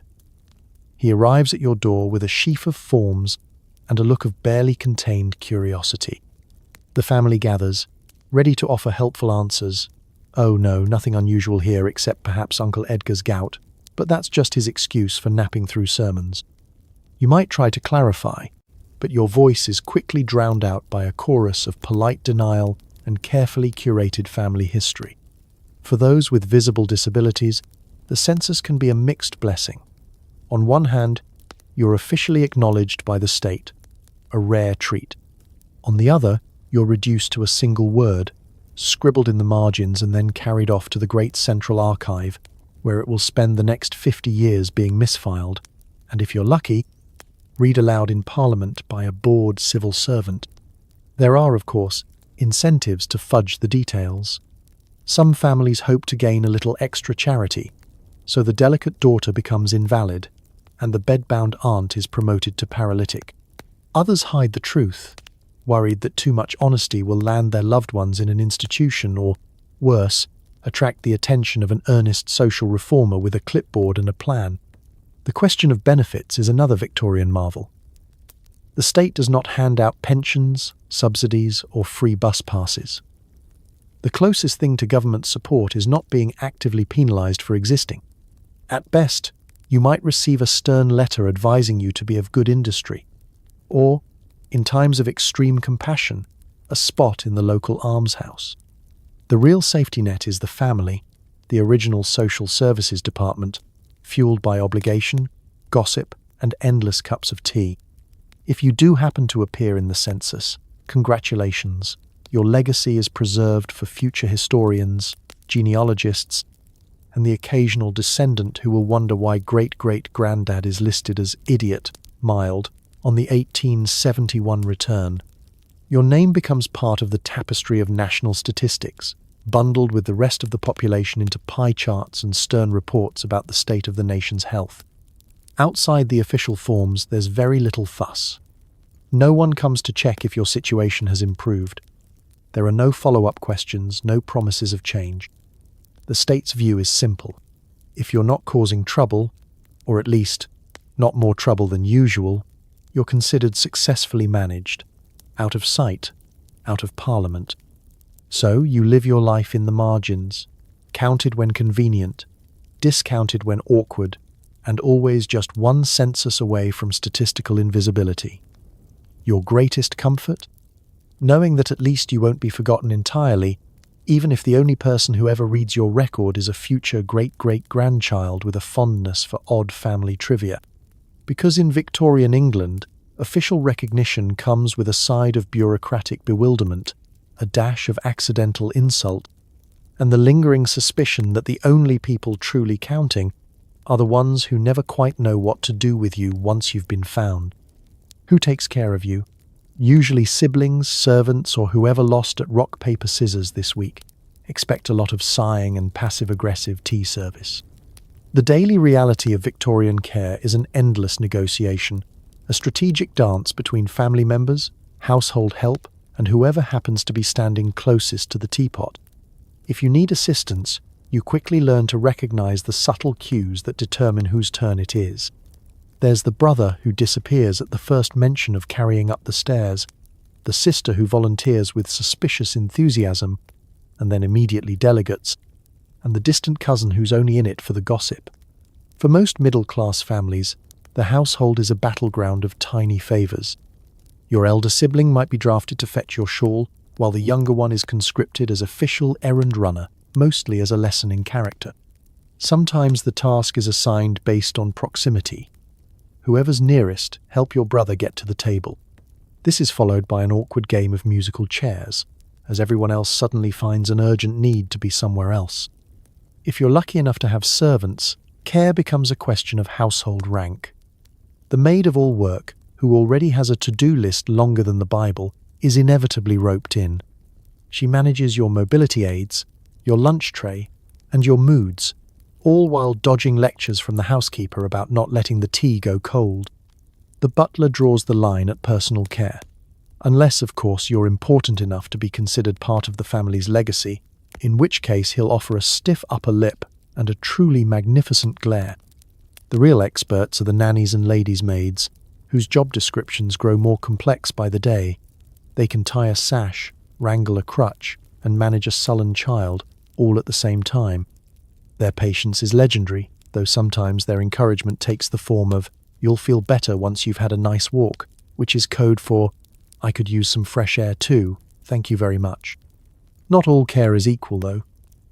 There's the cheerful sort, who keeps up a steady stream of chatter about the neighbours, the weather, and the latest delivery of jam.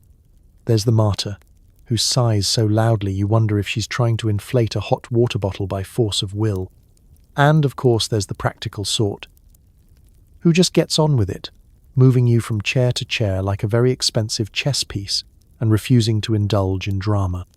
But care comes with a cost.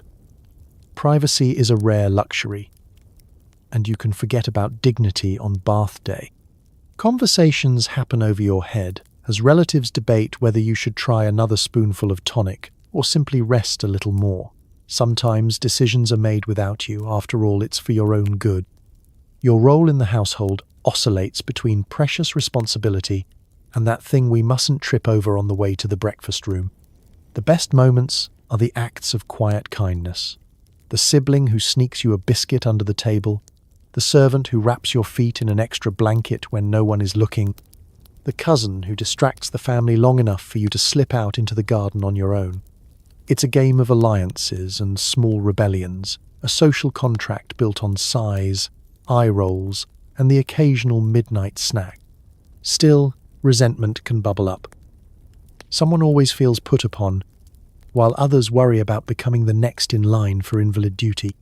Family meetings about the situation involve a lot of looking at shoes and the phrase, "We must all do our part." You do your best to be agreeable, after all. Nobody wants to be the subject of the next cautionary tale at tea, so you make the best of it. Care in the Victorian home is rarely perfect, never simple, and always tinged with a bit of exasperated affection. You may not get much privacy, but you do get an education in the fine art of compromise, and an endless supply of lukewarm tea. Lose a limb for Queen and Country? Congratulations. Here's a shiny medal and a monthly allowance barely enough for socks. The rest is up to you and the benevolence of bored dowagers. The life of a Victorian veteran is a peculiar blend of public adulation and private frustration. When you first limp home from the Crimea, or return from some far-flung corner of the empire with one less limb than you started, the village greets you with rousing cheers, a band playing a tune vaguely resembling Rule Britannia, and at least one cousin who tries to claim you once saved his life. He was never in the army, but details are unimportant. After the parade ends and the bunting comes down, you settle into daily life, a routine that's noticeably less glamorous than the speeches suggested. The government does provide a pension, though the application process is what might kindly be called an endurance test. The forms require a detailed account of your wounds, your service, and, inexplicably, your opinions on the East India Company. It takes weeks, sometimes months, and is punctuated by visits from grim officials who seem shocked you survived at all. Once your pension arrives, it's underwhelming, enough for bread, a bit of cheese, and a pair of socks every other winter, provided you don't mind darning last year's holes.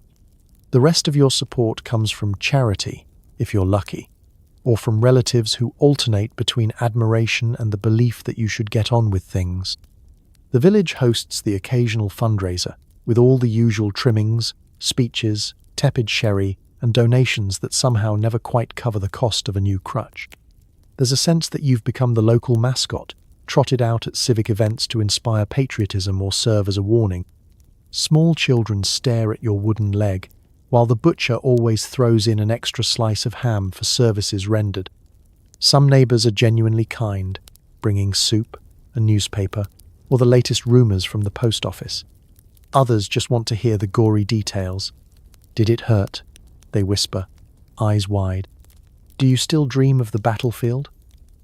The answer is yes. But you'd rather not discuss it over lukewarm tea and seed cake. Employment is complicated. Some firms are happy to hire a hero, provided you're content to serve as living decor in the shop window or to do work that doesn't require walking, lifting, or standing for more than 2 minutes at a time. Others are less charitable, convinced you're either too fragile or, paradoxically, too intimidating for polite company. A few old friends suggest you might write your memoirs, as if publishers are desperate for yet another account of trench foot and military pudding.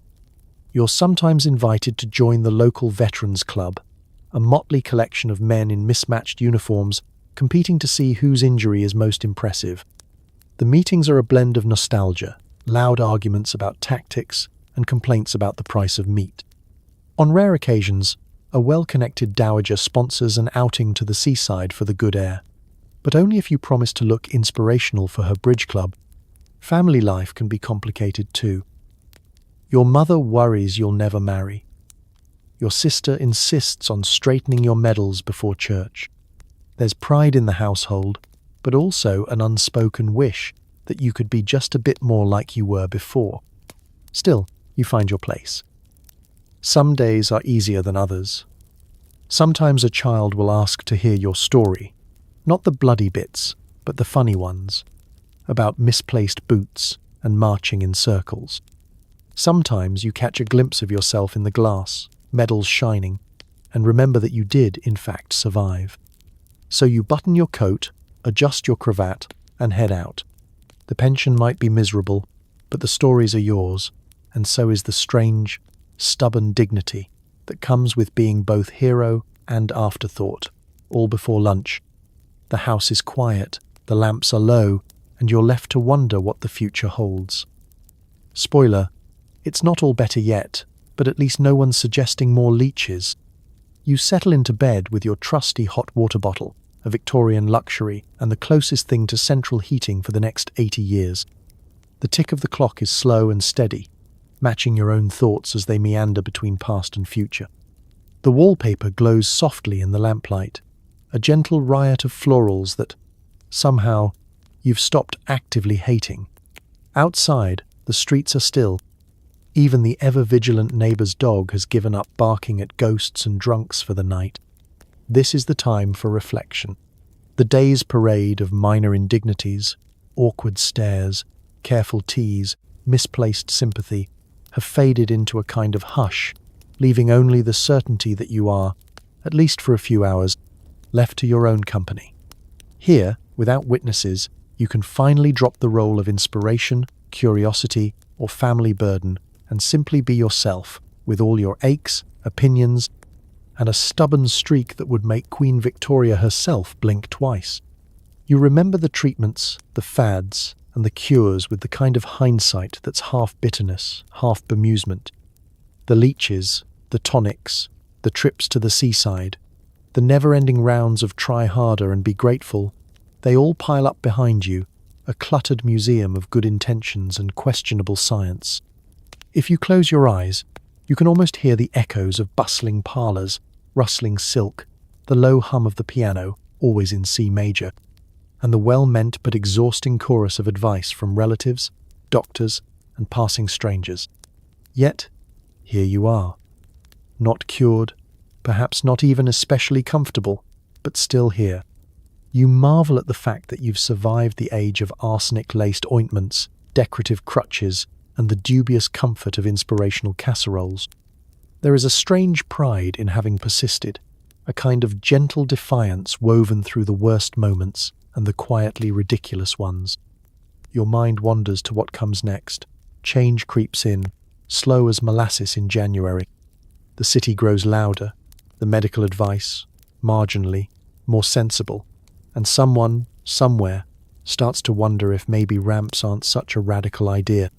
You hear rumours of new inventions, moving pictures, telephone wires, even electric heaters, and wonder if, one day, someone with your limp, your brace, or your delicate constitution will make it down the street without turning heads. Or perhaps will make it down the street and turn heads for reasons that have nothing to do with pity. For now, though, the progress is measured in small mercies. You no longer have to hide behind lace curtains. There's a little less whispering, a little more acknowledgement, and the occasional honest question that's not followed by a shush. The world hasn't changed overnight, but you have learned to outwit awkward stares, perfected the art of rolling your eyes unseen, and found allies in the least likely places, including that servant who always sneaks you an extra biscuit at tea. Your thoughts drift further ahead, to the next generation and the next. Will they read about your life in history books, or perhaps come across a faded photograph in a trunk, someone sitting, a little off-kilter, but very much present? Will they marvel at the ways you survived, adapted, and sometimes even laughed? You pull the covers tight, the hot water bottle warming your feet and your resolve. Outside, the lamplighter makes his rounds, a brief flicker in the fog. Inside, you close your eyes and let the quiet settle. Because if there's one thing the Victorian era taught you, it's that survival isn't just about living through hardship. It's about finding a little comfort, a little peace, and maybe, on a very good night, a small, stubborn hope that tomorrow things might be just a bit better. And so you drift off, tucked beneath the weight of a century, knowing that the future is unwritten, and that, at least tonight, you're the author of your own ending. You're finally allowed outside, and your family rolls out the pride of Victorian mobility, the bath chair. Equal parts lawn furniture and medieval siege engine, it's propelled by your long-suffering cousin or the local boy who'd rather be anywhere else. Rain, sleet, cobblestones. Congratulations, you're about to experience every pothole between here and the grocer's, at 2 miles per hour, with bonus heckling from passing urchins. Let's begin with the bath chair itself. The name conjures visions of luxury, but what you're actually presented with is a rolling contraption that looks like it was designed for someone who'd lost a bet with a blacksmith. There's a canopy for the sun, footrests for optimism, and a set of wheels that appear to have been scavenged from 3 different carriages. Comfort is not part of the blueprint, unless you find joy in stiff upholstery and the perpetual creak of ungreased axles. The chair's controls are simple. You have none. Steering and propulsion fall to whoever drew the short straw that morning. Often, it's your cousin Eustace, a boy with the upper body strength of a frightened rabbit and the attention span of a goldfish. "Ready?" he asks, before promptly veering off the garden path to chase a butterfly or avoid Mrs. Boddington's aggressively territorial cat. On particularly unlucky days, the job is handed to a passing errand boy, bribed with a halfpenny and a warning to avoid the mud puddles this time. Your outing begins in triumph, a bold emergence from the family home. All lace curtains twitching and neighbours whispering behind gloved hands. The street is a battlefield of cobblestones and unhelpful slopes. Every few yards brings a new adventure. The chair rattles over loose stones, the wheels get lodged in mysterious ruts, and your driver issues running commentary on local wildlife, the weather, and which shortcut will lead you fastest to the sweet shop. Rain is inevitable. No matter how clear the sky, a cloud will appear the moment you're out of reach of shelter. The bath chair's canopy, designed more for aesthetics than protection, provides minimal coverage, which means you arrive at your destination looking less like a Victorian invalid and more like a drowned hedgehog in a travelling circus. Sleet is worse. The wheels freeze, your lap rug soaks through, and you develop a newfound respect for penguins and anyone who claims to enjoy bracing air. Then there's the parade of onlookers. Every street urchin within a 3-block radius emerges to offer advice. That chair's too big for the alley. 2. Commentary. Core. Look at the wheels on that. Or the classic Victorian favourite, impromptu races alongside your lumbering vehicle. The local dogs join in, barking encouragement or, more likely, trying to steal your foot muff. Older ladies shake their heads in pity, while gentlemen tip their hats and immediately forget what they've seen. Shopping, if you reach the grocer at all, is an ordeal. The door isn't wide enough for your chair, so negotiations ensue. Someone brings out your requested items, while the rest of the crowd speculates about your mysterious condition. By the time you head home, the trip has turned into a public spectacle. Passers-by recount the saga in real time to anyone who'll listen, embellishing with each retelling. And then the chair nearly toppled right into the fishmonger's barrel. But she held on, heroic it was. The return journey is uphill, always uphill. Your driver's enthusiasm fades, replaced by heavy sighs, and not so subtle hints that you could perhaps walk just this once. You grip the armrests, envisioning a future with pneumatic tyres, shock absorbers, or, ideally, teleportation. When you finally roll back onto your own doorstep, you're greeted as a returning explorer. Windswept, rain, soaked, but very much alive. So ends another bath chair commute.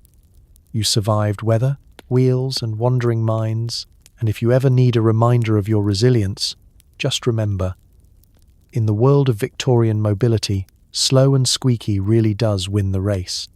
Got a mysterious ache? Grandma's got a remedy. Out comes the camphor oil, a mustard plaster the size of a doormat, and perhaps a half-hearted prayer to St. Jude. Victorians believe that with enough household items and a reckless disregard for your skin, you can cure anything, except, unfortunately, the actual cause of your discomfort. The medicine cabinet in a Victorian home is less a cabinet and more a rogues gallery of pungent jars, leaky tins, and bottles whose labels have long since faded into legends. Every shelf boasts a curious collection: camphor balls for general malaise, pennyroyal for headaches, and a mysterious substance called miracle ointment that looks suspiciously like beef dripping mixed with ambition. You never get sick alone. Illness is a family affair. The moment you so much as sneeze, an army of relatives mobilizes, all clutching their favorite folk cures. Aunt Millicent insists on a dose of castor oil, just in case. Uncle John swears by a shot of brandy, for the nerves. Your mother is torn between wrapping you in a vinegar-soaked flannel or waving a smoking sprig of rosemary around the bed. The dog flees under the settee, recognizing the signs of impending chaos. Camphor oil is a favorite, rubbed on chests, dabbed behind ears, and, in moments of desperation, spooned into hot water for you to inhale. The result is a nose so clear you can practically smell the neighbor's dinner 2 streets over, and skin that tingles like it's been scrubbed with nettles and regret. No one can explain what camphor actually does, but everyone agrees it's bracing. Mustard plasters are another household classic, famed for their ability to cure coughs, colds, chest pain, and, if applied carelessly, any lingering doubts about your pain threshold. The preparation is a family ritual. Ground mustard seeds mixed with flour, water, and a quiet prayer that the ratio is right this time. The result is slathered onto a cloth, then slapped onto your bare chest with the solemnity of a knighthood ceremony. You're instructed to bear it bravely, while the heat builds from mildly irritating to questionable life choices. If you yelp, you're told it means it's working. Other favourites include goose fat rubbed on sore throats, onion poultices for earaches, and the infamous hot bricks in the bed method, which is either comforting or the origin of several small house fires. Honey is administered for coughs, salt water for wounds, and treacle for everything else. If you're lucky, the treatment is at least edible. If not, it's guaranteed to stain the sheets and make you smell like a salad gone rogue. Of course, all home remedies come with a generous side of superstition. Doors are left ajar to let the sickness out. Mirrors are covered to prevent reflecting ill fortune. The family cat is either enlisted as a healing companion or banished as a suspected vector of plague, depending on the phase of the moon and who's in charge that week. Modern science is politely ignored. The doctor's advice is accepted, then quickly replaced by a regimen of what worked for your great-uncle. Pills are eyed with suspicion, while herbs and compresses are embraced with the zeal of the truly desperate. If you dare question the efficacy of a treatment, you're reminded that in my day, we didn't have the luxury of doubting Grandma's remedies. After a week of applications, inhalations, and enough hot drinks to float a small boat, you may not be cured, but you'll have experienced an aromatic tour of the Victorian pantry. Eventually, you recover, whether from the original ailment or from the onslaught of well-meaning interventions is anybody's guess. So next time you open your own medicine cabinet and wonder if you should trust that herbal tea, remember, your ancestors survived with little more than mustard, hope, and a willingness to set their chests on fire in the name of health. And if nothing else, they always smelled interesting. Your neighbour's child isn't quite right, according to the vicar. So the solution is simple. Send them off to an institution with a name longer than your arm and about as welcoming as a root canal. The Victorians invent entire new sciences, idiocy studies, phrenology, and moral treatment, mostly as excuses to lock people away, measure their heads, and occasionally write a strongly worded letter to the Times. Once upon a time, a child who struggled to fit in was simply odd, slow, or touched. But the Victorian era brings scientific progress, or at least the appearance of it. Suddenly, every eccentricity and difference is worthy of diagnosis. Enter the age of institutionalization, where the solution to difference is not support, but segregation. The family consults the local doctor, who pulls out a thick manual of impressive Latin and frowns in a way that suggests he's just remembered an unpaid bill. "It's best for everyone," he declares. Specialized care and the company of others like them. The family sighs with relief, reassured that they're doing the right thing. The alternative, after all, is awkward questions at church and the risk of becoming the subject of village gossip, a fate worse than any medical condition. Arrangements are made. A carriage arrives, and the child, bewildered but trusting, is off to the nearest asylum for idiots and imbeciles, or perhaps the institute for the moral training of the feeble-minded. The sign outside is grand, the reality inside, less so. These institutions are masterpieces of Victorian design, imposing stone buildings, high windows, and corridors long enough to give you time to reconsider every life choice. Once inside, the residents are assessed with the latest scientific tools. Phrenology, measuring the bumps on your head to determine character, proves popular, mostly because it requires no actual understanding of the patient. A large forehead? Clearly an artist. A slightly lopsided skull? Marked for a life of dependency. Measurements are taken, notes are made, and a small fortune is spent on custom calipers. Treatment, in theory, is moral. The day is scheduled down to the minute. Up with the bell, porridge for breakfast, lessons in weaving baskets, no pointy tools allowed, and supervised walks in the garden. There are lectures about obedience, lessons in self-control, and the occasional musical recital, heavy on the triangle. The staff take pride in improvement, measured by how quietly everyone sits during prayers and how many spoons are missing at the end of lunch. Letters home are censored and visitors discouraged. After all, progress can't be rushed. The reality for most residents is a mixture of boredom, bewilderment, and a steady diet of boiled turnips. Some are homesick. Others simply adjust, learning the rules and routines with the resigned efficiency of long-term boarding school students. Of course, there are exceptions. Some staff genuinely care, attempting to provide kindness in a system designed for order, not compassion. But for many, the institution is simply a warehouse for inconvenient people, safely out of sight and out of mind. The annual reports are full of cheerful statistics about improved manners and reduced incidents, though rarely does anyone ask the residents how they feel about their new home. Meanwhile, the science of exclusion marches on. New theories are published every year, arguing over the best way to categorize, treat, or prevent idiocy. Phrenologists and moral doctors compete for attention in medical journals and at dinner parties, while the children and adults in their care continue to live in quiet isolation, their lives defined by other people's paperwork. Back in the village, the absence is noted but rarely discussed. It's for the best, everyone agrees. Life goes on. The vicar mentions the institution in his prayers, and occasionally a letter arrives with news that the child is settling in. No one asks for details. And so, the great Victorian experiment continues. Difference is diagnosed, measured, and managed, filed away in ledgers and locked behind doors, all in the name of progress, order, and the peculiar belief that, with enough science and stonework, you can cure anything that makes people uncomfortable. So, as the gaslights flicker low, and your imaginary bath chair finally comes to a creaky halt, let's pause for a moment and look back on tonight's odd little expedition through the Victorian underbelly. You've survived leeches in the parlour, the world's most judgmental relatives, and medical advice so questionable even your group chat would say, "Please see a professional."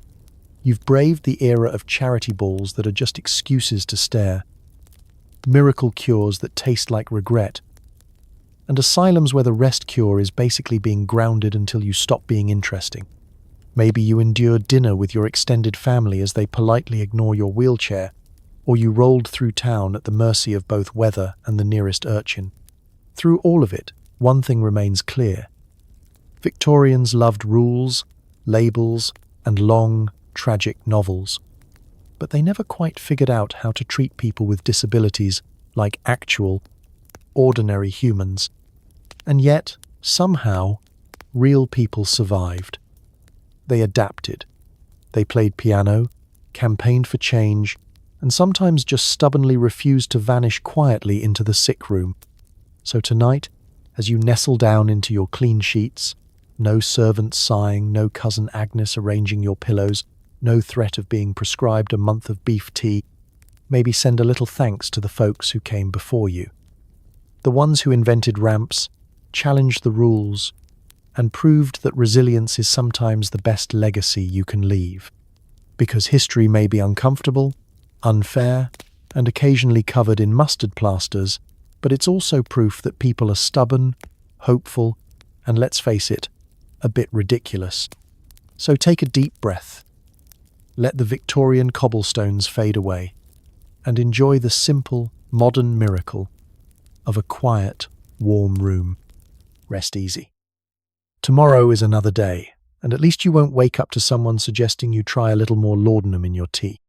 Good night.